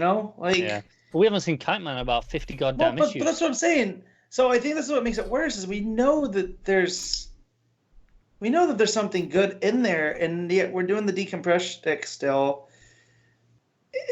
Man, I don't know. I can't say none of this is earned. It's not like that he hasn't been, because I thought about this. I went back and looked over the story arcs, and this fits in that. Thematically, it plays in with a lot of the stuff. I just really dislike it as a concept. Yeah, me too. I don't like the idea of it. And again, there could be a swerve. I don't think there's going to be, though. I do think it is starting to feel more and more like this further as we get away from about issue 50. I like the Cold Day stuff, but it does kind of feel like his self-indulgent kind of tendencies have kind of gotten worse since then. Yeah. And I almost feel like it was in his own, what am I looking for? In his own best interest that they took him off of it and let him go to Batman, Catwoman, to let him be self-indulgent over there, Yeah, which actually does beg a lot of questions of who's taking Batman, who's going to be the new Batman writer, and are they having a Martha Wayne around? and who's going to be the artist on this Bendis Batman book? I mean, these are the questions that need to be answered. No, you can't. Oh, you just threw that there, and I was like, "Yeah, what? He's a Bendis. You can't have both. He's not allowed." Very slyly just slipped that in. I mean, to be fair, he's busy with Superman Action, Young Justice, and New Legion. I think Bendis is actually that's him. He's covered for a while. And Naomi. Yeah. And Naomi, of course. Yeah, he's covered for a while. He definitely is. Yeah. Better bloody be. Jason Aaron's not leaving Marvel, is he? Because I would love a Jason Aaron Batman book. Maybe I one want day. Jason Aaron on JSA. Well, yeah, but Snyder's with JSA right now, Connor. I know. Just get him back. Just get Aaron back over here. He started at Vertigo. I did, yeah. Enough DC. Has he done much mainline DC stuff at all? I don't think so. No, he did a Batman thing that I dug out last year. That was some weird one shot that he wrote on, but I don't remember owning it, but it was in there when I was looking for. Did you sit there and reread it and go, "What the hell is this?" No, let me look it up, see what it was again. Yeah, I've never heard of it, but I'll take your word that it exists if you somehow own it. But I mean, yeah, I've been kind of feeling down on this run now for a while. Yeah. You guys seem to be catching up a little bit. In a post-Nightmares world. Post-Nightmares world, yes. I mean, I still believe it can get good again. I just, he's kind of testing the patience a little bit. You believe that it can, but will it? I'm losing faith quickly because it's been a long time since I've enjoyed the book now. Because this is the thing, up until issue 50, I liked the vast majority of those first 49 issues. Like the vast majority.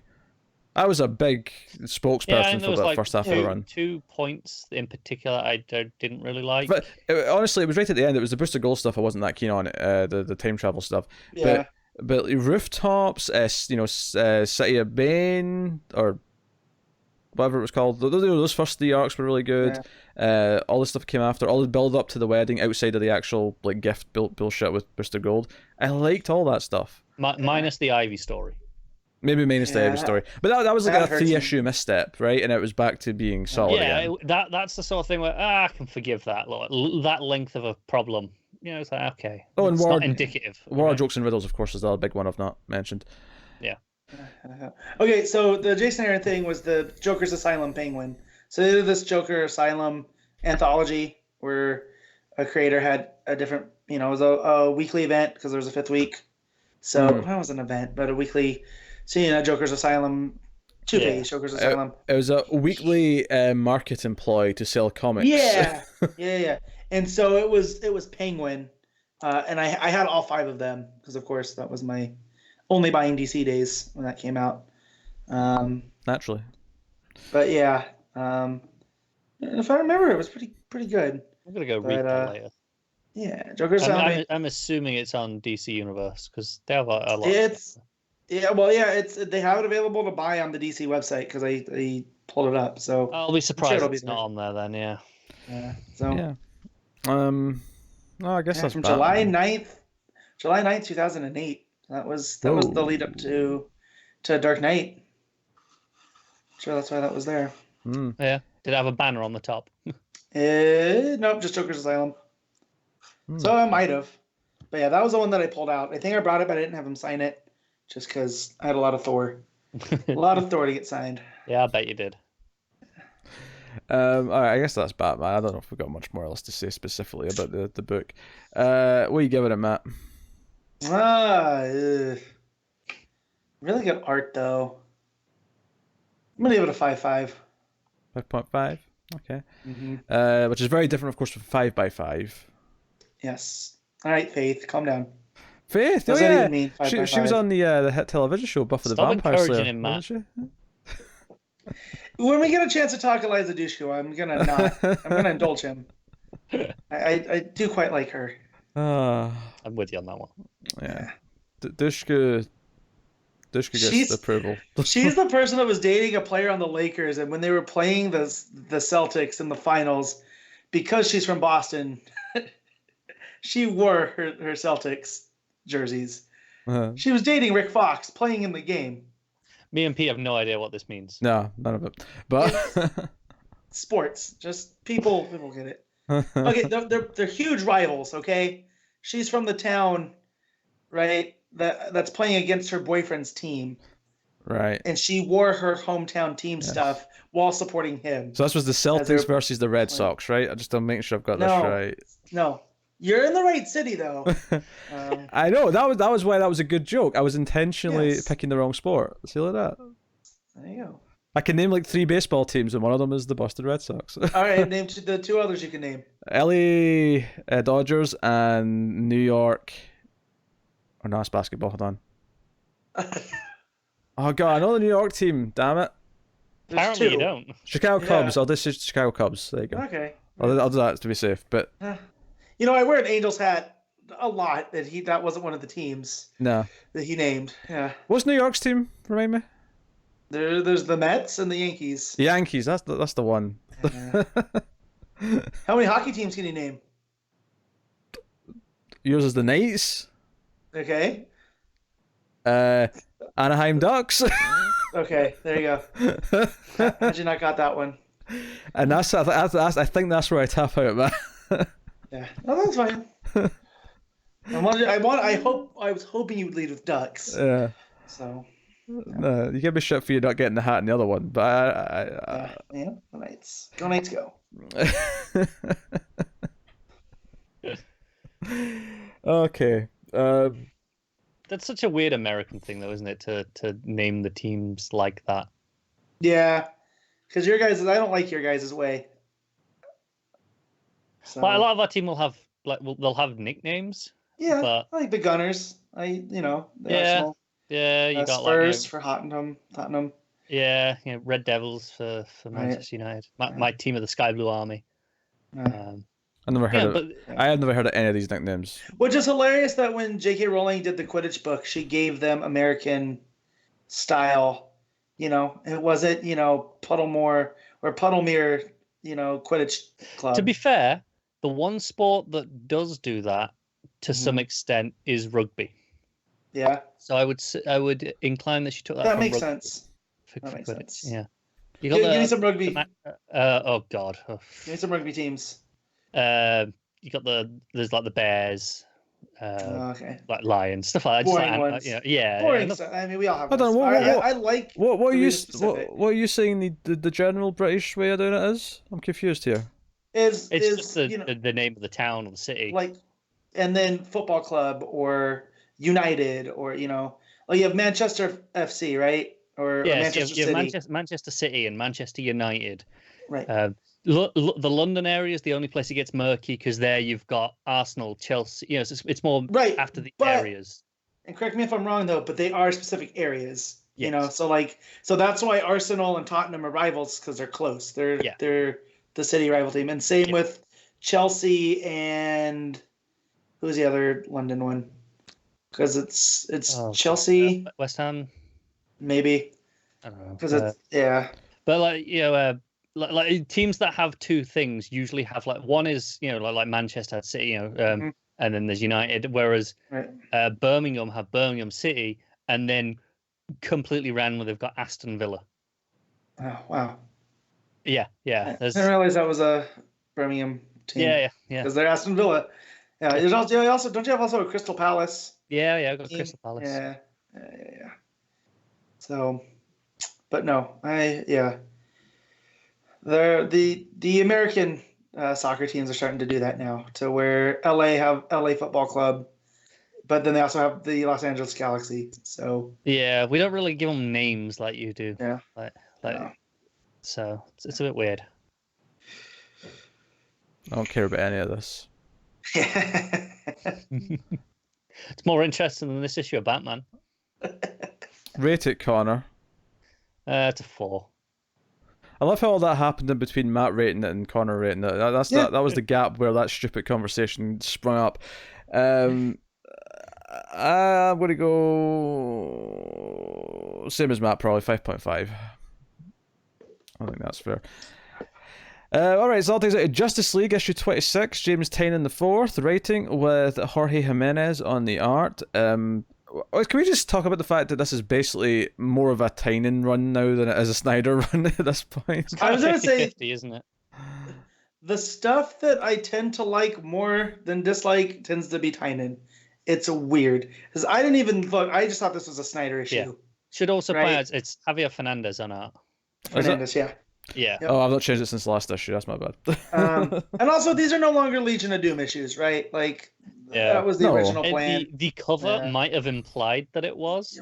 Right, but it's not. It's not at all. I mean, you've got a bookend story with Martian Manhunter, who is, as he says, or as the narrator says, he's been the Manhunter. He's looking for Lex. So, there's reports all over. There's reports all over the country that a masked man, or a cloaked man, I think was the exact term, is basically encouraging people to do evil things with promises of riches or whatever. Not so much evil things. It's very cynical, very take care of yourself first. Self-indulgent, yeah. Yeah, it's very objectivist, which I think is interesting because as politics gets crazier, there's more of an objectivist vibe on one end of the political spectrum. And I think it's interesting that this is where this is split now. Yeah. I like the slightly meta line at the start here, where they always call him the Cloak Man, but his identity was always clear. Lex Luthor, and that was us at the end of last issue where he stepped out, and it never even showed us that it was Lex properly. But like you say, it was clear. It was always Lex. Yeah. So he's looking. I like for that Lex. He's become an urban legend. Sorry, Pete. That's fine. I just powered through here, but no, I do like how he's become an urban legend, and now that's how this is spreading. From it's not just the supervillains, right? That we were told in Year of the Villain. It's regular everyday people. I like how there's the guy with the guns that wearing the Lex was right shirt. Yeah. And we see that Superman and some of the main members of the League are at the House of Heroes, and they're recruiting leagues from other universes. Which has a couple of fun beats. Captain Carrot, there's, John is particularly uncomfortable here. Yeah, he's not very happy about it. And Superman gives this great speech and introduces the World Forger, who explains that they have to find the Monitor and the Anti-Monitor to try and stop Perpetua. I love his flex. Like, I created all of your places right on my forge. Yes. I feel responsible for upkeeping them. And it was just like, all right, bro, we get it. Yeah. You don't have to rimind us every time. I liked that. It was during this section that addressed kind of the metaverse I was talking about earlier, where when the Source Wall fell in our Earth, that's when it affected Orly. Kind of the idea that there is the prime of the metaverse. Yeah, it's linking up just a little bit, which is nice. There's even Batman Beyond there at one point. Just there's a lot of fun cameos in the background if you want to, look at them. So the team that looks like the Justice League that's on that page. That's not the Justice League. It's the Avengers, but in the Justice League, right? It's got the big bald, purple guy. What page is this? This is the double page with in the House of Heroes. The double page, right? Yeah. So whereabouts, Matt? So it's right behind Superman, where it says thanks. Yeah, and they've got like an Iron Man looking character. A cap. Spider-Man. Do we remember what Earth this is? That's very Spider-Man, and that is like a cross between Hawkeye and Nebula. And then you have what set me off was like, oh, there's a Knight character that's like Captain America. I do remember that being in Multiversity though. Okay. Because there was the Earth that was just Marvel. Okay. That was one of them. If someone could hit me on Twitter and let me know, because it's driving me nuts. And when you look up Justice League Avengers, all you get is the crossover. Series that happened. Yeah. But they've added a Captain Marvel. Earth 8, Matt. Earth 8? Okay. Yeah. You're a much better Googler than I am. It's because I knew it was in Multiversity, so I just searched through that route. Gotcha. But anyways, that cracked me up seeing that team behind him. Very, very sticking out. But yeah.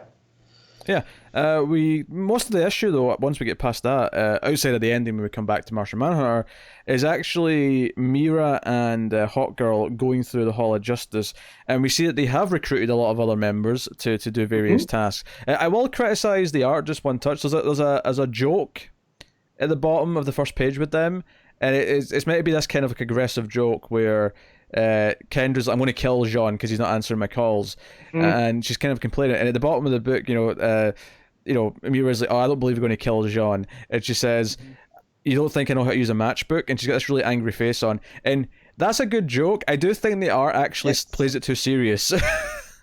She looks psychotic. Yeah. Yeah. It plays it just a little bit too serious. It should have been a smirk. Yeah. Like, you think I don't know how to use a matchbook? Yeah, I know they're going for like deadpan, but I don't know. It came off as a bit too malicious. Yeah, I can see that. But yeah, so they've got young Ryan Choi with Mr. Terrific and some Metal Men, and they're working on stuff. They're doing sciencey. Said Cord. Yeah, Cord's in the back. It's good seeing him. They're working on like because she says like, oh, think of all the different ways supervillains could try and cause an apocalypse. Now solve them all. Yeah. So he's all chuffed about that. We have Plastic Man with Detective Chimp, Green Arrow, and Constantine doing the murder boards and try to figure out where the really are. That feels like a lot of the Detectives Club from Detective 1000. Yeah, questions around as well. He just kind of saunters out that room actually. Yep. Just before, and then we get to the training room where Hawkman, Black Canary, and I wasn't sure, but I think Cassandra Cain's also training the others. I don't think she's being trained. Yeah. No, it's because it's the way that they're standing. Yeah. Right around. She's facing the same direction as she's Carter and Canary. She's as young as the Teen Titans that are all training here, but she is definitely a better fighter. She does not need to be trained. She's the most like if I had to give her a subtitle, like if I was writing it, I would just the most lethal woman on the planet. That's Cassandra Cain. Like, she's up there, that's for sure. I could accept that. I could accept that. I mean, Lady Shiva's her mother, right? Yep. So yeah, it comes down to those two. Yeah, and then Jarrow's like yelling telepathically because Starman is passing out because he's trying to look into the past of the totality to like figure things out. And it's kind of breaking him. So Mira kind of pulls out, nah, you're a goddamn leader, so you're not going to, leave and do this. You're going to go find Jean or whatever. And then we get back to Jean, and he goes into the creepy building. He's all Detective John Jones up, and then he transfers it to Martian Manhunter, and the twist is at the end that he actually finds Lionel Luthor in this place instead of Lex. So we'll see how that goes. How do you feel about the ending? I don't like the ending. Don't like the ending. Yeah. I don't dislike it. It threw me, but I'm not opposed to it. The ending is the one thing that's kind of weird. I actually think this was probably one of my favorite issues of the run. Aside from that, I think because it actually just took time to actually set up how Kendra's feeling, and like having her go through all the rooms with Mira and making Mira feel like she's also an important member of the team who was absent for almost all of the Sixth Dimension stuff, was kind of neat. Yeah. And I like the urban myth kind of like chasing the shadow of Lex Luthor vibe with the Martian Manhunter stuff. So I actually liked a lot more of this issue than I have done recently. I have less complaints with this one. That's good. Yeah, I'm just used to you coming in with complaints. No, but see, I think it's because it's not Snyder. It's not doing the Snydering thing. Snyderian? Is that the descriptor? Snyderus. Snyderus. That's Severus's brother. It's not doing those things that drive Pete nuts. Yeah, don't get me wrong. Like when they're talking to the other like Justice Leagues and stuff in the House of Heroes, like they're talking about this thing that's coming so big that we're all going to have to band together, and the World Force is like, oh, we need the Monitor and the Anti-Monitor, right? That's this huge like earth-shaking stuff it is, but I like that they're building to it, and that most of this issue is actually no, let's prepare, let's have characters actually slow down for a little bit and sort of, what are we feeling right now? I loved Kendra saying, I wanted John to install martial arts into everybody in the Earth. Yeah, through her to get them ready. She wanted him to train everyone using her knowledge from her head and just beam it into everyone. Basically, she wanted the reverse of the plot of Batman Forever, where he was stealing everyone's like minds and stuff. Put it in there. Yeah. And so I like that's how much she's willing to go in it, But it's Tynion. I've tended to like the Tynion stuff more than the Snyder stuff. That said, I'm enjoying it more than Pete is, but yeah. No, I think this issue slowed down a little bit. It'd be nice to keep it going for a few issues just to let us really grasp where everyone else. I don't expect it to though. I'm expecting the next one to just immediately drive it into ridiculous territory, because that's what this book's been doing. Every time I think I'm about to get kind of what I want, it just ends too quickly, and we go barreling into like rushing through whatever the next plot is, which is my main complaint with the book. But this issue I thought was really solid. The Lionel Luthor cliffhanger at the end, it's like, okay, why is Lionel back? What's he doing here? Was he ever really gone? Because we still don't know about the doorknob. You know what I mean? Like, we know it was there, but we don't know the hows and whys. I'm sure Lionel has to do with that. He's the prophet of doom. Yeah, no doubt. So Connor's been oddly quiet for the book that he's usually the one championing. So no, I don't realize this. I like I like the like the stuff with Kendra in particular. Talking about how beaming the stuff in, her taking it so seriously. I think it's interesting to see her step up when John's kind of just off doing his own thing. And given that he's supposed to be the leader, he feels like he's just concerned with his own agenda instead of actually leading, and she's having to do the bulk of it here. That's an interesting dynamic to play with. Also, we don't usually see her as a leader, do we? No. No, but also Shane's sticking around too. He's somewhere around there, which is weird. Yeah, I agree. That is weird. So, because they even talk about how weird it is, because he is basically a hypothetical construct. Like, he shouldn't be able to be there, but he is. So, yeah. No, but it's a nice change. I like Tynion writing these. I wish he was doing more just than this in Justice League Dark at DC right now. So. Don't worry, I'm sure you have a new book announcement. Well, maybe that's why he doesn't have any new books, because he's basically writing Justice League almost full time at this point.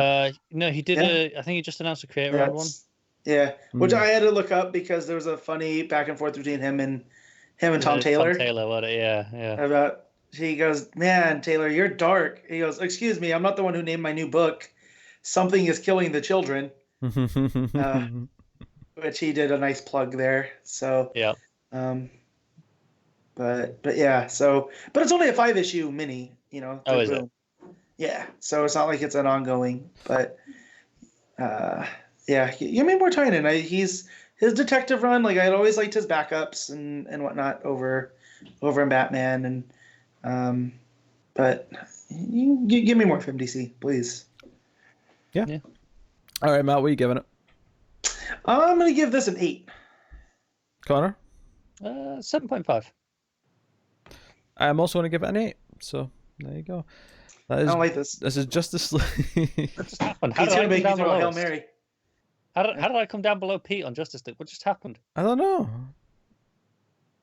Just once again, we've proved that your taste is weird and doesn't follow the same rules everyone else's does.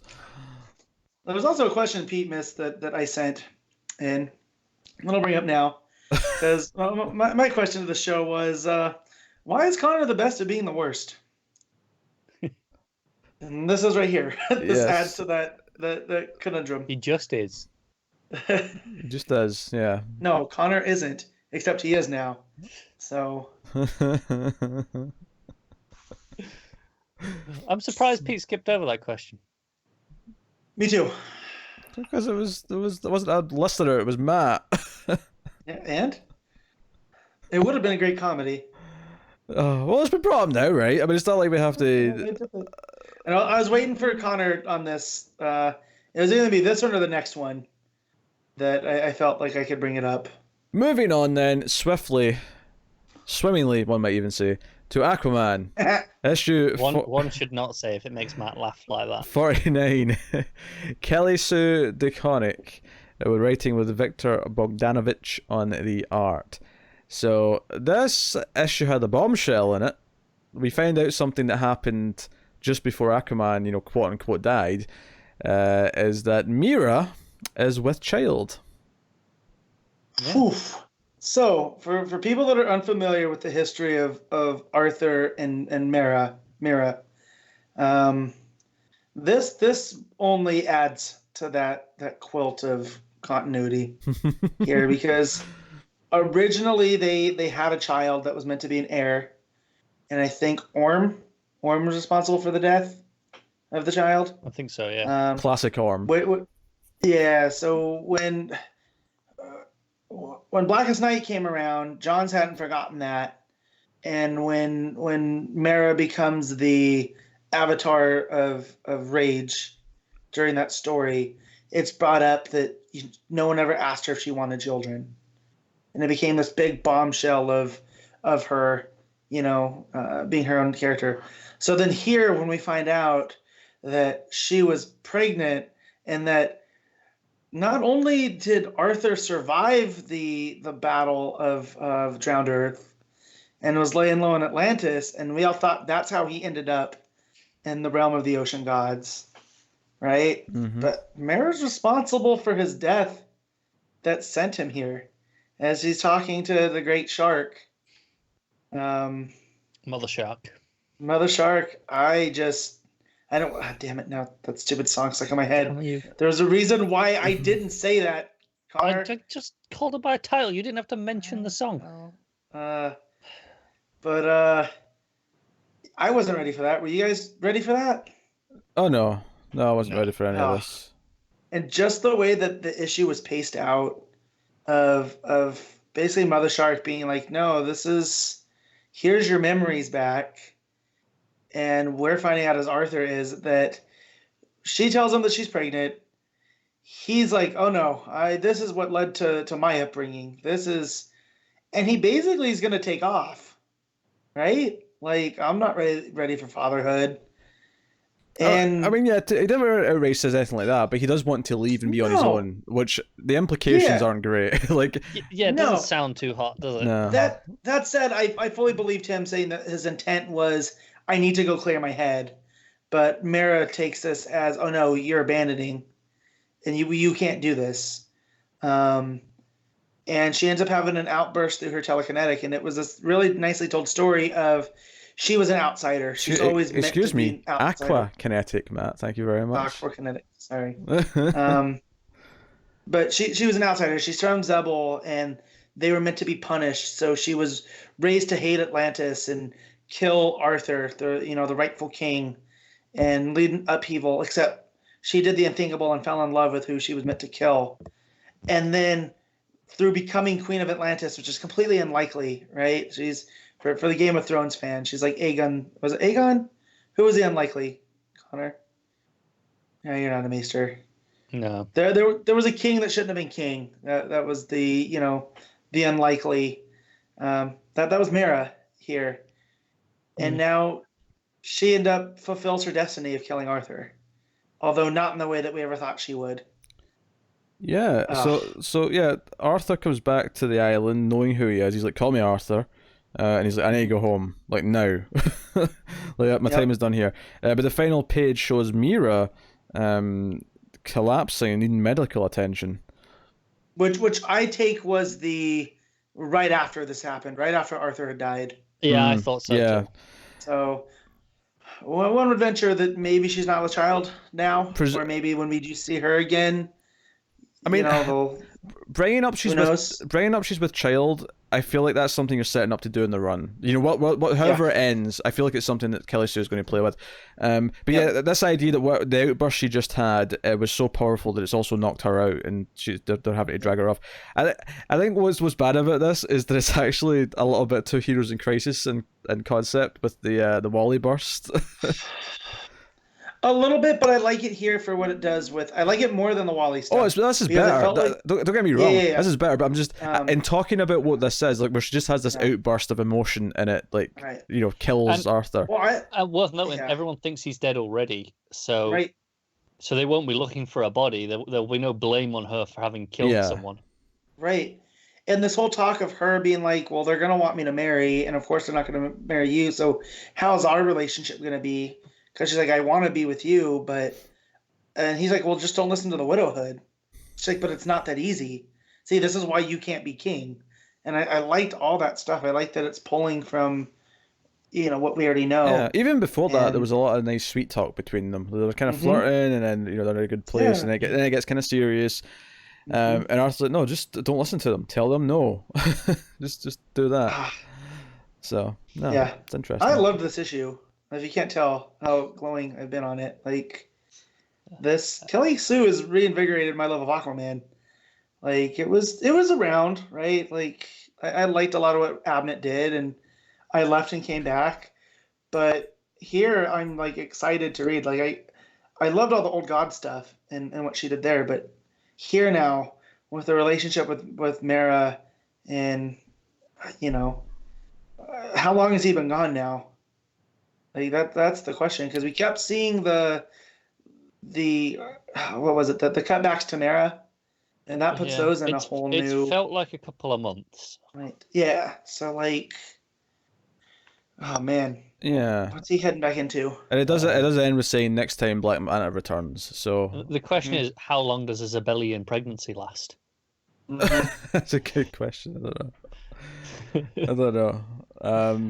It could just end up being 9 months, because we'll just make it the same as we used probably. to. I mean, almost certainly is just 9 months. Ocean creatures' gestation period tends to be a little bit longer, but that's because they are bigger.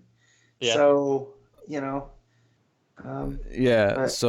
they're not going to call Mira fat and like make it be longer. They're just going to make it traditional 9 months. But also, how long was Atlanta's for? Because he is a hybrid of human and Atlantean. So. Yeah. And so this would be she's full Atlantean because she's from Zebel, but he's like a half, so this would make it like, 3/4 Atlantean. Yeah. Which makes him more Atlantean than Arthur. I say he. I don't want to say it. Man. Questions. I was not a huge fan of the art in this issue. Oh, I liked it a lot. I don't really like Bogdanovic's faces in this issue. Mm-hmm. I like a lot of the early stuff, or any of the stuff out in the water. I think looks great. I don't know. It reminds me of Justice League of China and New Superman, so maybe that's where I have a affection for it. Maybe there's just one too many goofy looking faces between Arthur and Mira's talking that put me off. No, I was say they are, and I like the big shark looks great. Yeah. I'm looking back through it. That one page of it's Mara. She's called Mara of the prison colony of Zebel. I think that's a really good looking page. Yeah, it is. Damn it! Now I see the goofy looking pages. Now I can't unsee it. I hate you. Sorry. Because it didn't bother me before. There's just every so often there's one of Arthur clapping in the background that just makes me laugh. It's right after it introduces Mira again. It says she's Atlantis' queen, and he's there clapping in the background. He looks like a goofy idiot. Yeah. Well, Mira looks a little bit cross-eyed. Yeah, but there. I don't know what's going on with him. His facial hair isn't even straight on that issue. No, panel he's underwater, man. How hard it is to keep a beard not flowing? Well, I mean, it works on the rest of the panels. How dare you destroy my internal logic? Oh no. We're breaking down. Everything's falling to pieces. Everyone, run for the hills. I don't know where I'm going with this. Mira, you're breaking my heart. You're tearing me apart, Mira! Tommy Wiseau's Aquaman. It'll be a sight to behold. They still play football underwater. Was it just me who felt Arthur here felt very Momoa jokey? Yes. when he was talking to Mira, Love more than that. he ever has before. Aqua Bro. Definitely. Yeah, like everything was all that's cool. I'll just play it off as a joke. Yeah. I've never really felt that was Arthur until that movie. No, Listen to me, Garth. because it wasn't. Come to me with your problems and I will help you, okay? I am your friend. Yeah, like there's some great panels about it. It's kind of that middle portion of the book where I'm criticizing. You know, the end where Arthur rises up out of the water Mm-hmm. looks great. Yeah. With the Momoa tattoos. Yeah. See, it's seeping in. Yeah. I'm not gonna. I like Bro Aquaman. It's not traditional Aquaman. I know it makes me a hypocrite. You know, but Yeah. But what you say is you want more Aqua Bro. I'm not gonna say no. That said, it. You know, dear. I do want to go back and watch Aquaman, but I'm afraid of it. Not being very good. Yeah, I'm afraid of it revealing itself to me of what it really was. Yeah, I have had no desire to watch it again. No, me either. So Honestly, I think the only one I've really watched more than once is Wonder Woman. I mean, Man of Steel, but that was way before it was kind of doing a whole connected yeah, but thing. you've not seen Shazam yet, so No. I know. Shazam's as soon really as the that only home one release that's- hits. Yeah, I should rewatch Wonder Woman. I haven't seen it since the theater. We're gonna be due that home release soon, surely.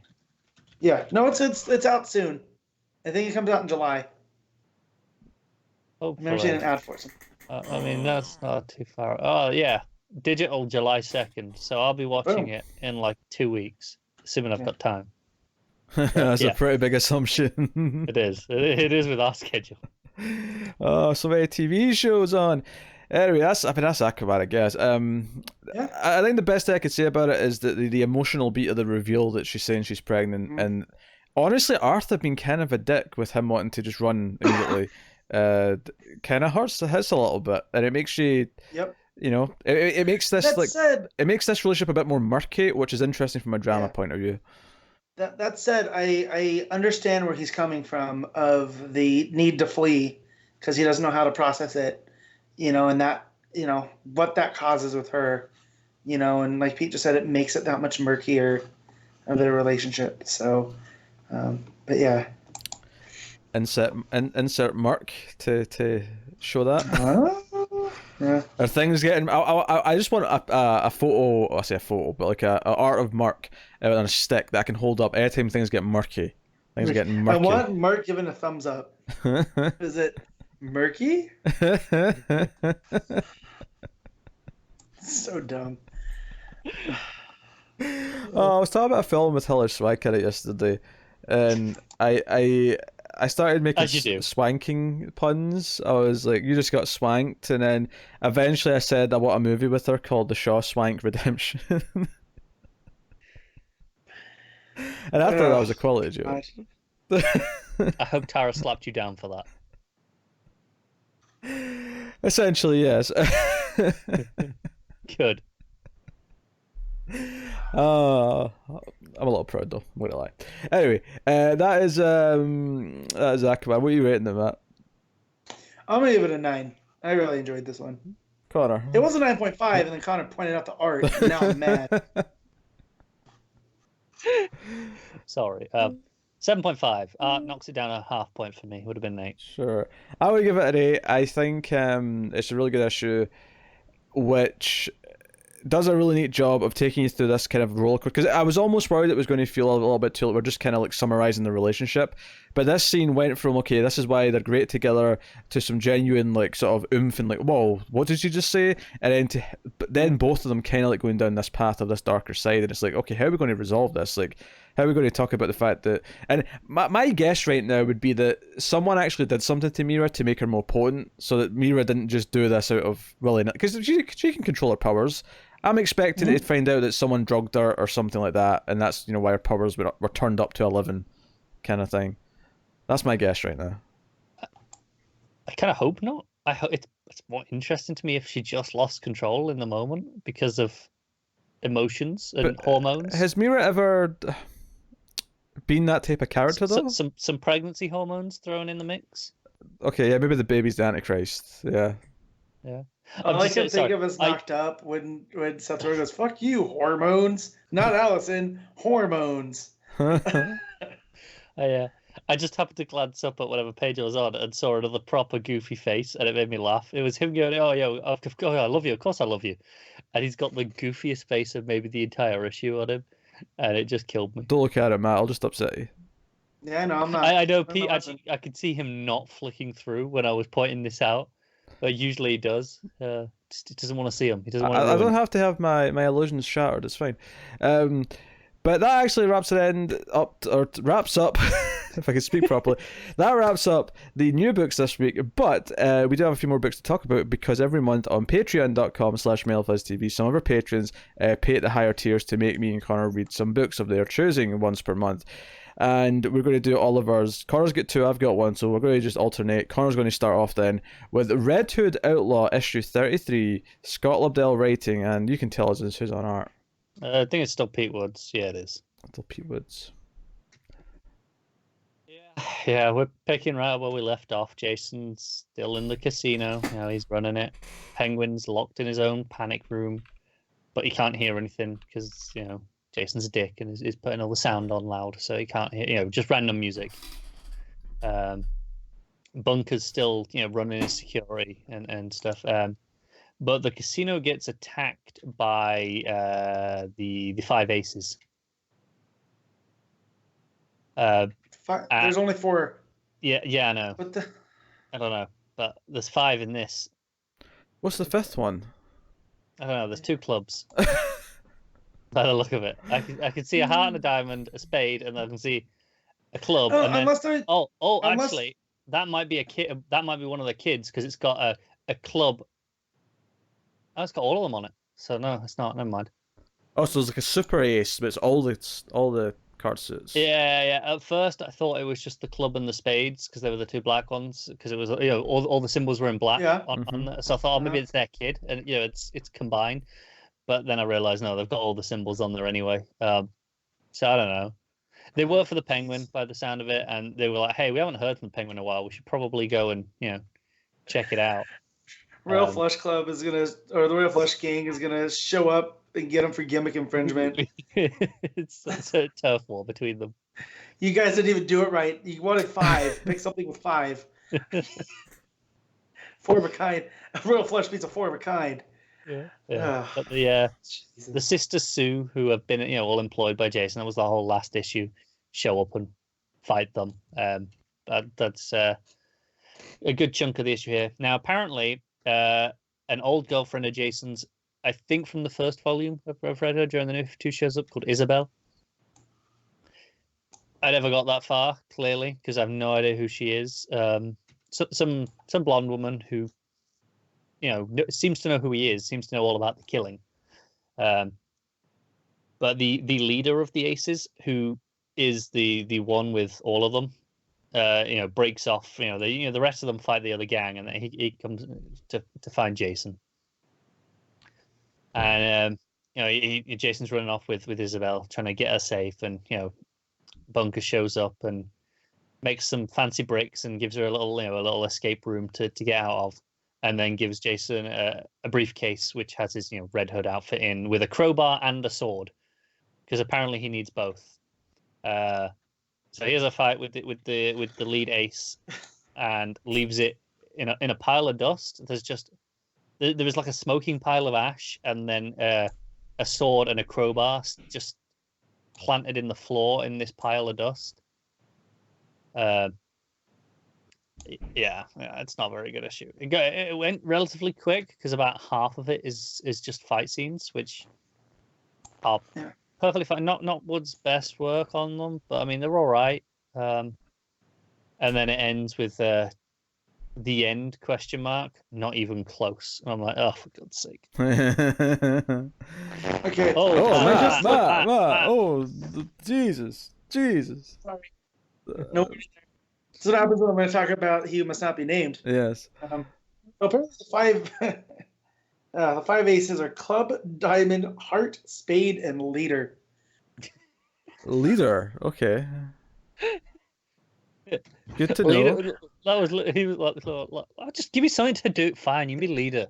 You know what kills me though? A little bit more research would have shown that the spade used to be the sword, and they changed it from the old deck of cards. Just make him sword. See, could have done that. He's even going around with swords. So I don't know. I was saying, imagine if they had to use each of their weapons.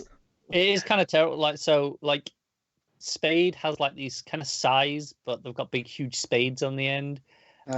Heart is an archer, but you know they're heart-shaped arrow tips.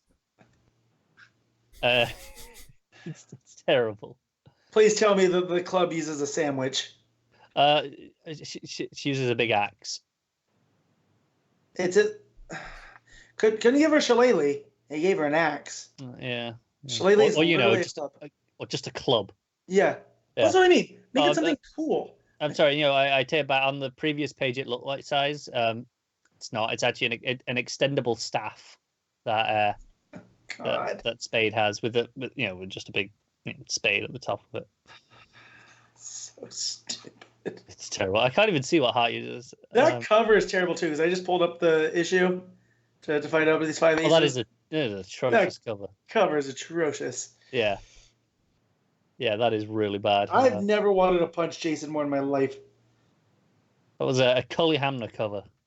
Ugh. Just went down in my estimation. Not it was that high, but you know. But yeah, I mean it was mostly a fight issue. Yeah. Which is the most tolerable kind of issue of this, I guess. But yeah, it's still like a 3.5. 3.5. Damn. Well, there you go. That's Red Hood. Let's just be on to X-Men issue 4. These don't have to be DC books for the record. People can make us read anything. Which is why you can make him read a Star Wars book. I thought you did 4 last time. That was issue 3 last time. Oh, shoot. I always thought Blob was in issue 4. I mean, I definitely hadn't read this issue already, so I'm definitely on the right one now. Gotcha. That'd be funny though if I'd forgotten the issue and read it again. So X-Men issue 4, Stan Lee, Jack Kirby, same team. Much like the previous issues, we start with them training and stuff like that. But this one promises the return of Magneto, and what I have to assume is the first appearance of both Quicksilver, Scarlet Witch, along with Toad and Mastermind. That's why I know this, because this is the first issue of the Brotherhood of Evil Mutants. Yeah. They never use that name in this, though. No. Oh, actually, no, it's on the cover. It's on the cover. It's just the Brotherhood, right? No, it's on the cover. It's just not said in the story itself. It's the title of the issue, I suppose. But so not to sidetrack you real quick, but I just found out in an article from, I think 2 weeks ago, that Magneto wasn't always Jewish. That was something that was kind of hinted at, and it wasn't until Claremont. There's definitely not been any reference to like World War II or what happened to his parents yet. There's been none of his backstory. So it didn't come until like the 80s that happened. So he was around as just a generic evil mutant, right? Yeah, and then they added the gravitas there to him. So that was a really fun article. Because there's also no hints of like him being the father of Quicksilver and Scarlet Witch either at this point. That came later. Yeah. The one thing that is actually here already though is that already both Scarlet Witch and Quicksilver are questioning how evil like Magneto is, so they're already kind of setting up that they're eventually going to be good characters, which is neat. Yeah. The first appearance, that's not bad. Become Avengers. So, so he's doing this ridiculous training thing for Beast, who's dodging things and diving and whatever, and he eventually fails, as does Iceman. It's a whole thing. Iceman gets melted essentially by some steam. His protective ice coating gets melted. But then Xavier presents him with a box like, Jean, here's your test. And he's like, lift the lid off this box with your telekinesis, and she does. And then she'll lift out the item, and it's a cake. Because he started training them 1 year ago. So he's got them a cake to celebrate. So Cyclops, trying to impress Jean, uses his beam to cut the cake. Bit of a show off, if you ask me. But that's so the beam is concussive. It would have destroyed the cake. Come on, Lee. Don't be a hack. He's cutting neat slices of cake with his beam. He's doing it. It's not heat. It's concussive. That's really upset about this. And then that's when we cut to the Brotherhood, and we immediately, the other characters are talking about how lovely Scarlet Witch is. So once again, we have a new lady character, and immediately, like, and I'm skipping ahead here, but the first thing, I think it's Angel, where he sees Scarlet Witch first, the first thing he thinks to himself is like, oh, this dame's a dish. If this is what's on the evil mutant side, then give me an application. I'm gonna start saying that now. That dame's a dish. What's actually weird though is that Scarlet Witch on the cover has a green outfit, but she's got a red outfit the entire issue. That is weird. It's just it's odd. That was gray ink. That was more expensive. That's why Hulk wasn't gray for more than an issue until Mr. Fix-It. Yeah. So I mean, this scene here is really just it has them fight amongst themselves a little bit, and Quicksilver sticks up for his sister. It's really just to show the different powers. Scarlet Witch makes a vase of water like fall over. Quicksilver comes in to sort of save the day with her with his speed. We see Mastermind actually visually turn Toad into an actual pig, because they call him a pig at the table because he's disgusting. As you do. But Magneto, because they keep talking about the leader, and I almost wish they didn't put Magneto on the cover because this would have been a nice reveal. But we find out their leader is Magneto, and he has basically, some people are getting ready to mail out. Let me get the actual thing. Have you received all the bids yet for ex-convoy freighter? So yeah, there's a warship, right? And they're selling a warship, but Magneto shows up and says, "No, I'm taking the warship." So he takes a warship. So the Brotherhood have got a warship now, and that's mine now. Yes, this is mine now. Maybe this is what the Foundation for Asteroid M became. It was this warship. No, it's Captain Phillips. I'm the captain now. That's Magneto. He's doing that. Right? Look at me. So here's the big coincidence of this shoot is the Angel's flying about, just doing his, what was it says? Short time later, on a routine long-range test flight, the sharp-eyed Angel sees an armed vessel cruising below, and he actually flies past the window, and neither him or Magneto see each other. But Angel notes that this is weird. There's no one on the ship. It looks deserted, and yet it's operating. It's moving. What's happening? And he happens to tell this to Xavier when he gets back. And Xavier's like, "Wait a minute, I've got a hunch. Something's afoot here." So Magneto takes the Brotherhood to South America, and they go after. I think at first they go to Santo Marco, yeah. And Xavier basically turns on the red alert. So all the students are around. Bobby, of course, is having a giant ice cream sundae. Angel is listening to music. Beast is reading books and writing on a board with his feet, because of course he is. And Jean is, I think, dancing. Of course she is, because girls. Because she has no other interests or hobbies. No, that dame's a dish. Yeah. No, Scarlet Witch is the dish. I know, but okay. If I'm gonna have a preference, who am I gonna prefer to call a dish, Pete? Sure. The redhead, yes. Thank you. Yes. But yeah. So they all rush up and sit up and run in, and Xavier's it looks like he's having a nap, but it turns out he's actually communicating with Magneto. He's having a conversation on a telepathy field kind of thing. And they can hear him talking, and he's basically just trying to talk Magneto out of what he's doing. I mean, he's like, "Why don't you join us? You're a mutant like me. We should be taking over these Homo sapiens." And he's like, "No, we want to save mankind." And Magneto was like, "Well, we'll always be enemies then." And then that's the whole conversation. You know what though? I wonder if First Class drew from this, because he's going to attack a Caribbean island with a warship using his magnetic powers. I'm saying Fassbender say this now. They won't be enemies forever. Yeah, so we're in San Marco, and they're actually using Mastermind to make the people think there's a giant army in power that are marching through the streets, but they're not really there. It's just Mastermind using these powers. So that's how he's kind of getting control, and they take over a castle. So we're just over halfway through in this issue. The villains have got a castle and a country that they're taking over. Warship. Yeah, instead of a warship. And we're done with the warship now. The warship's irrelevant for the rest of the issue, which is insane. Well, it got them there, didn't it? It's true, yes. It travelled them. All they had to do was go on a metal sheet, and Magneto could have flown them all there. Warship's got style. Like a magic carpet of metal. Uh, Oh dear. I actually love this. Basically, obviously the X-Men are on their way. They've arrived in civvies, but Magneto like has a random moment where it's almost like he's got telepathy because he's like, "Silence! They're here. The X-Men. I can sense it. Their mental emanations of their leader are strong, and that I can feel them in my brain."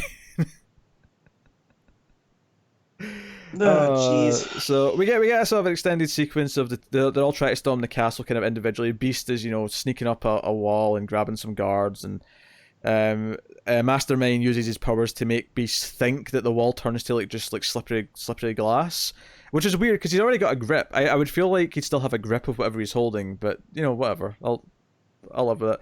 Angel's dodging bullets, and apparently we find out later Jean actually grabs him with her telekinesis because he gets hit and he falls. Or no, it's Beast she grabs. Sorry, it's Beast she grabs. And eventually they're fighting Quicksilver. He's really fast. There's a really funny moment where Angel dodges Quicksilver, and Quicksilver runs into a wall and knocks himself out. So, but she didn't see that coming.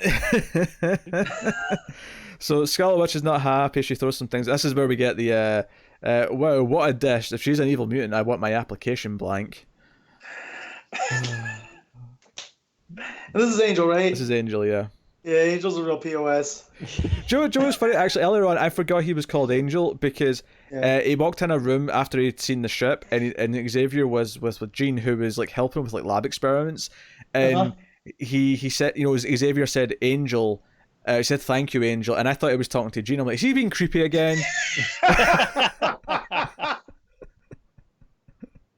This is a Steve Trevor Wonder Woman exchange. Stop it.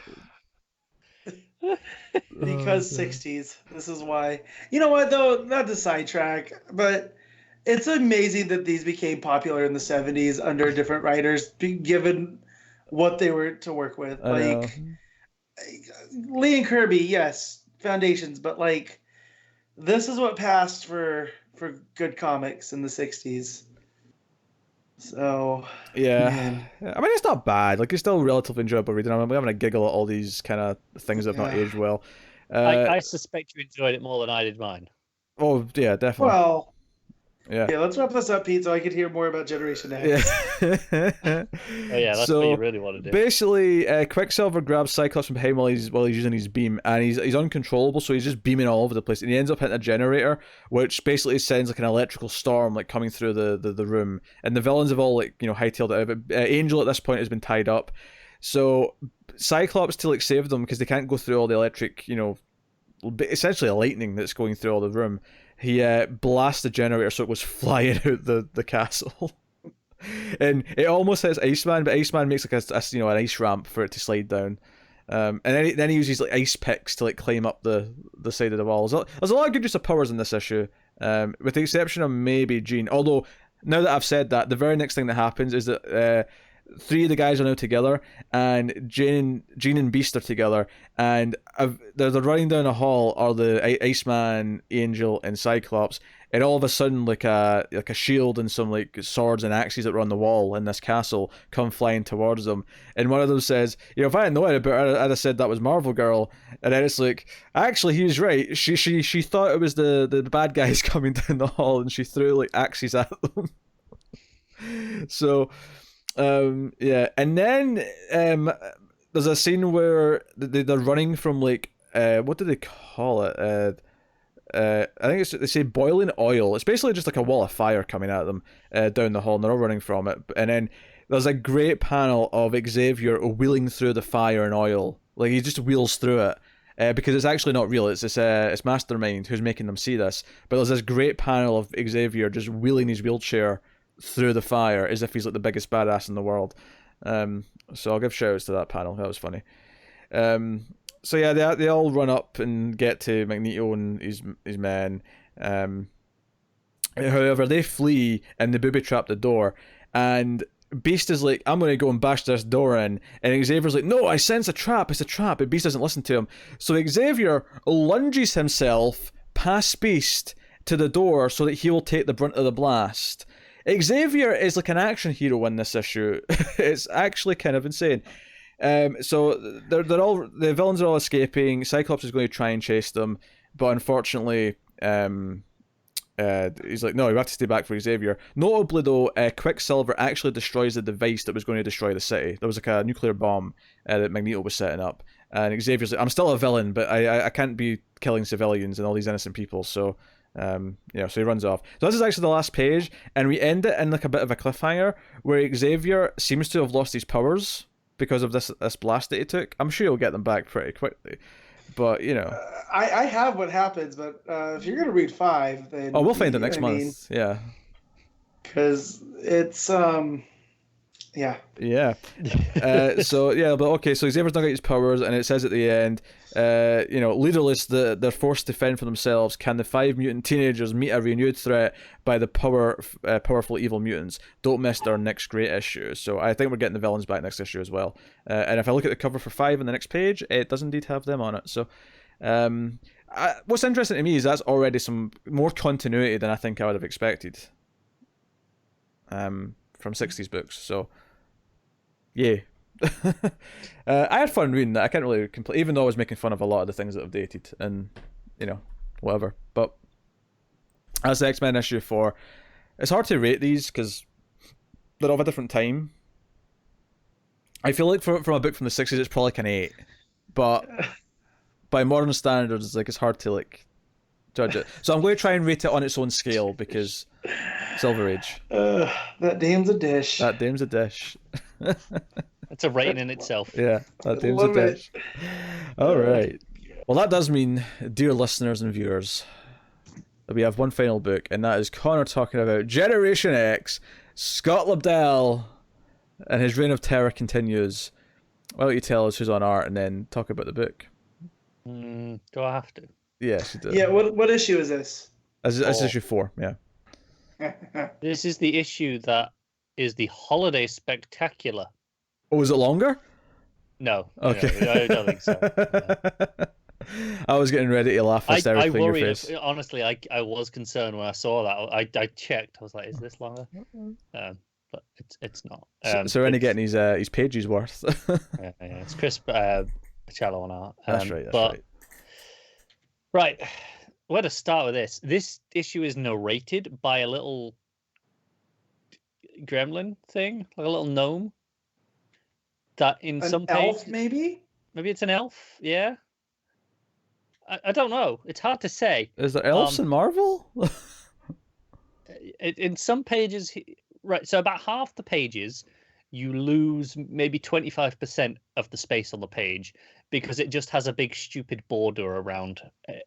Like a big thick border with kind of like wrapping paper style. It's a blue background with bells on it. So, I pulled this up on a Wikia to keep up with the story while you listen. And this issue's so bad that nobody has bothered to add a synopsis. But they've made notes that it's the first appearance of Orphan Maker's new armor. And it became Generation Next for 4 issues following this. I'll get to that at the end. Yeah. There's a little tag at the end with about that. Yeah, which I presume, just for Serenity's sake here, that would be the next one you read. You're probably just going to go straight onto that. I assume so. Yeah. Because it becomes a tie-in for Age of Apocalypse. That's why it's Generation Next. Ah. Well, I'm not reading Age of Apocalypse. Why not? Well, I mean, you could. It would just take longer because you'd have to do one issue of that 1 month and then do a tie-in Generation Next this following month.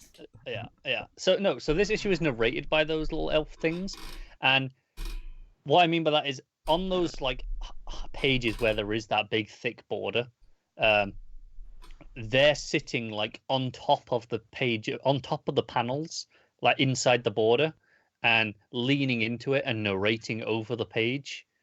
It's surreal. Wait, are these Christmas elves? Because that would make a lot more sense. I don't know. I'm assuming. I mean, like I said, I thought that's little why I said gremlin elves. things like gnomes. Yeah, But elves make sense.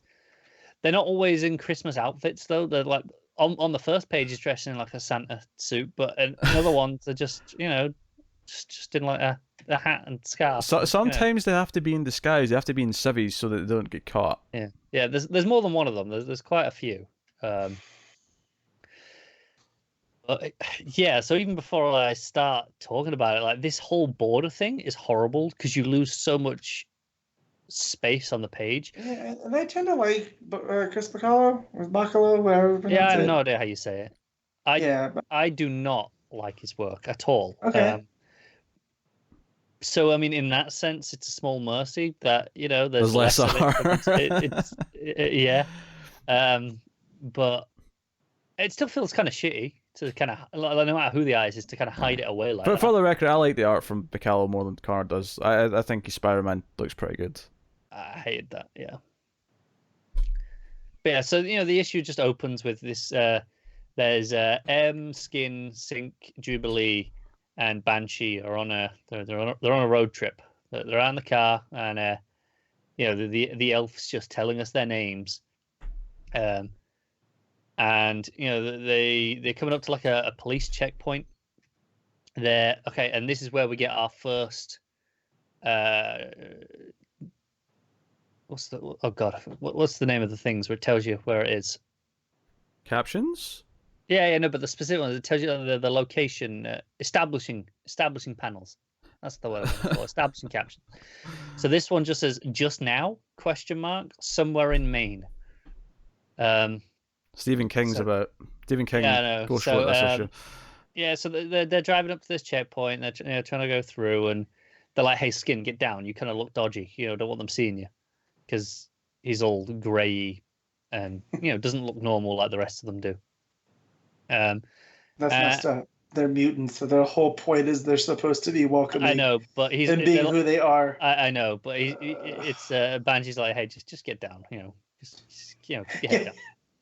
Says the normal exactly. Ginger one. Yeah, exactly. The police officer's is like, well, you're going that way. That's fine and all, but the bridge leading into Faybrook, is that the town name? Yeah, the bridge leading into Faybrook's closed, so you'll have to, backtrack and take this detour along the coast. And as soon as they leave, it's like, no, I looked at the charts before we left. He's lying. There's no bridge. And then so next page, it's someplace else. ... Exactly? ? Faybrook, Maine. And there's some of the elves causing some trouble. I think I don't know if they are or not. I can't tell if they're in the story or not in some of these pages. They look like they're in the story, but it's not certain. Yeah, it looks like there's like a protest going on, and there's a kid who is very disfigured. And this is why the mutants are coming down, is because there's reports that he's a mutant, and they're kind of harassing him and protesting his existence. So they're coming down to test him and take him with them if needs be. And so this scene is just some of that stuff there before our team get there, and then this is where we cut away to another story, smaller within bigger, at Xavier's. Yeah, we're back at the school. Penance is kind of just meditating out, looking at the butterflies. And then Jonathan comes up and, offers us some food and a little bit of a moment. Turns out that Husk is kind of watching them on the cameras. And Emma Frost comes in. It's like, oh, you're eavesdropping, are we? Yeah. And she's like, no. I was just accidentally kind of ended up on that feed. And she's like, yeah, sure you were.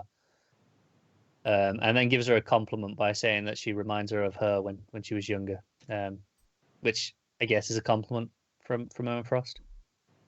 But then we got another one. Meanwhile, we're back at the kids' place. Our team are arriving, and they get Sync to try and focus in on the kid and sync up his aura with them. So it's a way of okay, what are we dealing with? So then like a bit of a scuffle ensues with them being there. The people who are protesting this mutant obviously aren't too happy by the arrival of more of them. So there's a bit of a scuffle with the protesters. And they go in through the window, try and rescue the kid. And this is where the Orphan Maker arrives, who I'm not familiar with, but is a big, huge, blue and purple armored monstrosity. It's the most Lobdellian creation of all time. Yeah, this is 90s as shit. Like seriously, this design is. He was my stepbrother's favorite action figure. I'm kind of imagining Juggernaut, but with like this cyberpunky blue and purple armor. With like spines coming out of the back, like Predator kind of. Yeah, they're actually kind of hard to see in a lot of the panels, but they are there. Yeah, now that you mention them. So yeah, so the mutants are, they're fighting him off, trying to keep the kid safe. And that goes on for a while. It turns out that the kid wasn't a mutant after all. He just didn't look too good. But I believe he looks like he died in the scuffle. So obviously they're like, yeah, we failed, and all that. But yeah, it's supposed to be like this parable. It's like, they're like, oh well, so he wasn't even a mutant after all that. Oh no, it was the teacher trying to protect the kid that died. The kid seemed is okay, but as Banshee put was it Banshee? No, Jubilee puts it, he's not even a mutant at all. He's just ugly. He was born that way, hated and feared for being different. Kind of remind you of anything? Because they get really on the nose here, and Skin's like, oh, so he's like a mutant without any of the benefits of being one of us. And Banshee goes, oh, but he is, son. He's one of us in the only way that truly matters. He's someone who fell between the cracks. And that's the end of that. And then there is a page after where we get them reading a next time on page. And it's like, yeah, death of Xavier. Oh, that's bad. Generation Next. Oh, what's this crap? Must have got someone else's next issue blurb by mistake. I'm sure it's going to be about, and then all this ice crystals start covering it up of what she's actually just going on about. You can make out introduce a really rad trio of supervillainesses. Can't really make out much more than that, but that's the issue. Yeah.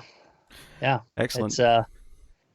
It's very haphazard. Like there's like two scenes away from the main group that don't really serve any purpose for this issue at all. You got the one page, the page or two of Jonathan giving Pennant some food, and then Husk watching over them, and the rest of it is just them going to this kid who turns out not to have been a mutant. He just wants to learn. He came here to be with his teacher.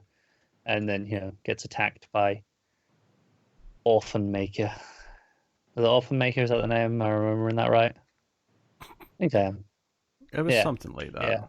Yeah, it was the Orphan Maker. It was some really ugly action fight scenes, because I really don't like Bachelo's art, obviously. I think is far too busy and scratchy and so much going on. I struggle to follow some of it.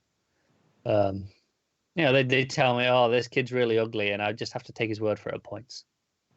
Because everyone looks kind of ugly in his book. What did I rate it? Like a 4, I guess. It's slightly more focused than some of the others in that there's less cutaways pointlessly, but what we're focused on isn't that good either.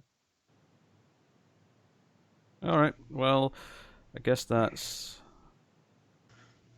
it. guess that's the last book. I love how enthusiastic me and Matt were for the last few minutes. Yeah, sorry, man. I was looking up NHL draft stuff. As you were talking. So. I was looking up some wrestling. The last match for Fighter Fest has been announced, Matt. Ooh. It leaked. Give it to me. The all ladies match. Kelly Ray and the librarian chick. Leva Bates. Yeah, that's on the pre-show. The 3-way tag and that hardcore match on the pre-show, and then there's 6 matches on the main card. Yes, which I know everyone's excited about me talking about, but I was gonna say Connor talk about Generation X. I don't blame you. I wouldn't listen to me on that either. Oh dear. Anyway, that was the last book. Which leads us to the part of the show where we pick our favorite panel / moment, our favorite art, our favorite cover, and I guess this week ranking the 3 books that we read. So here we are. We'll start with panel/moment. Matt, what we got? So I'm gonna do the reveal with Mara that she's pregnant. I am shocked. That Right? that's the one that stuck out this week. Weird, right? Yeah. It's the same one. I can't pick anything else. What you Once got, Connor Connor? gives it, I'll give my other one. I can pick something else. I'm gonna go with the double page spread in Justice League of Sure. in the Heroes Hall, Yep, with all the that's- teams in the background. Oh, that was cool. That makes some sense. Best cover of the week. I'll fly in first with this one because I was looking at them whilst Connor was talking about his last book. No, it's fine. I already said this last week. Remember, it's Aquaman variant. Well, it is Aquaman's variant, but I don't remember you saying that. That's what I picked. So Yeah, Aquaman variant. Yeah. Easy. it's this beautiful image. It's just mostly the ocean. Aquaman's very small on the page, just diving. It's just really nice. Actually, I really like the Justice League regular cover and the Batman regular cover as well. More than their variants, even though there is a nice Lupacino variant on Justice League, but it's not my favorite Lupacino piece. Yeah. So best art of the week, Matt. I'm despite the wonky faces, I'm gonna go with Aquaman. That's fair, Connor. I'm gonna give it to Batman mainly for Belair's colors. Sure. I'll probably agree with Batman. I think it's maybe the most consistent. Although I like Justice League's art as well. Yeah, me too. None of them were bad this week out of the 3 books. And then ranking the books, Matt. Aquaman, Justice League, a bunch of crap, and the Batman. Connor. Justice League Aquaman. And then Batman. Yes.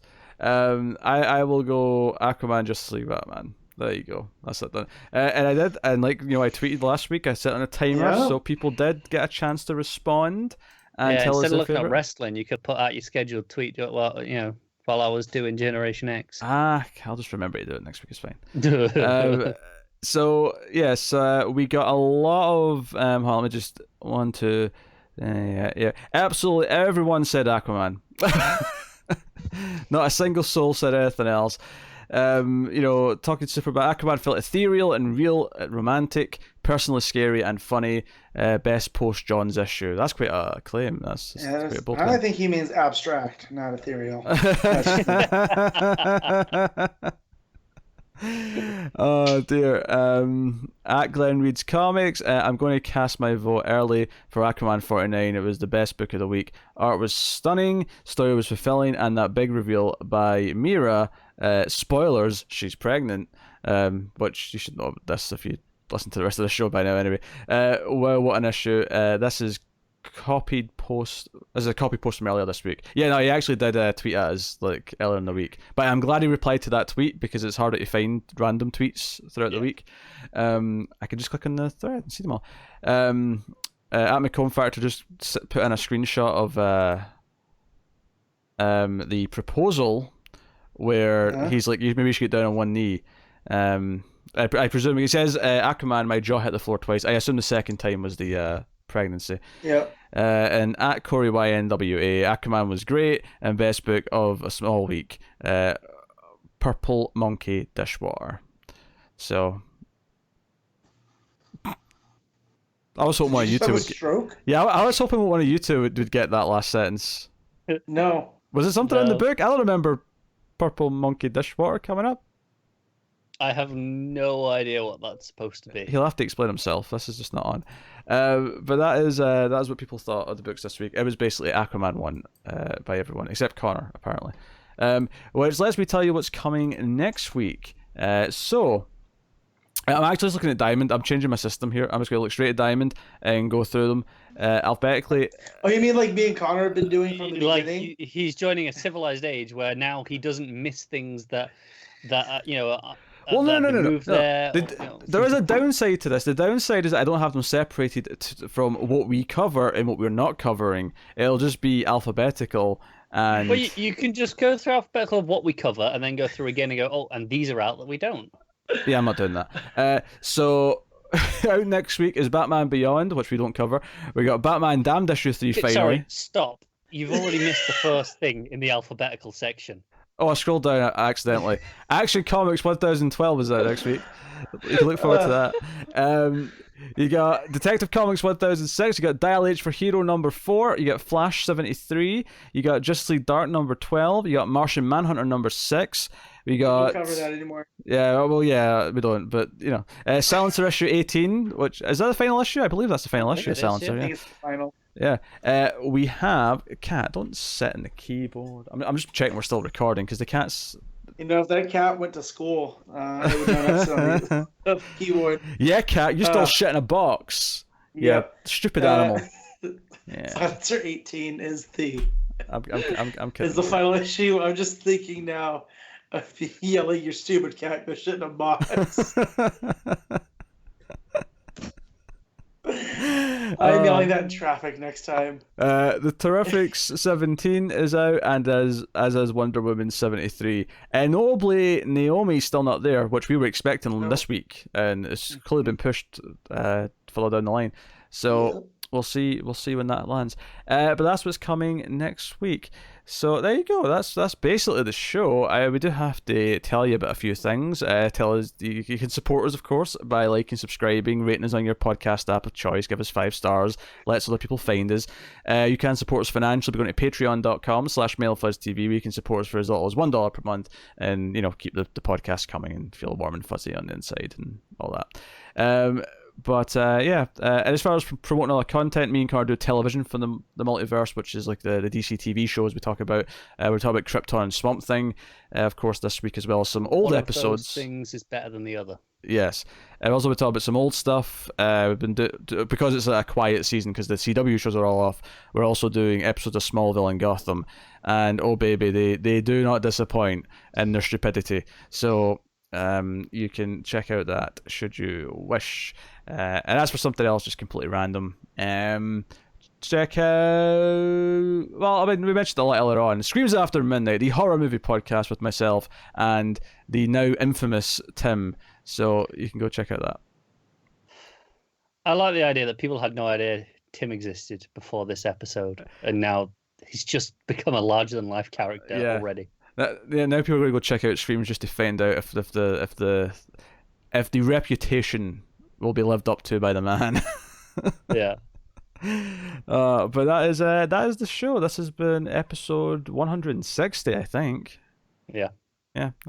So thank you very much for joining us. We'll be back next week with a healthier dose of books, so you can look forward to that. But once again, thank you for watching and listening. We always appreciate it. Keep reading DC Comics, guys. But always remember to never get lost in the Speed Force.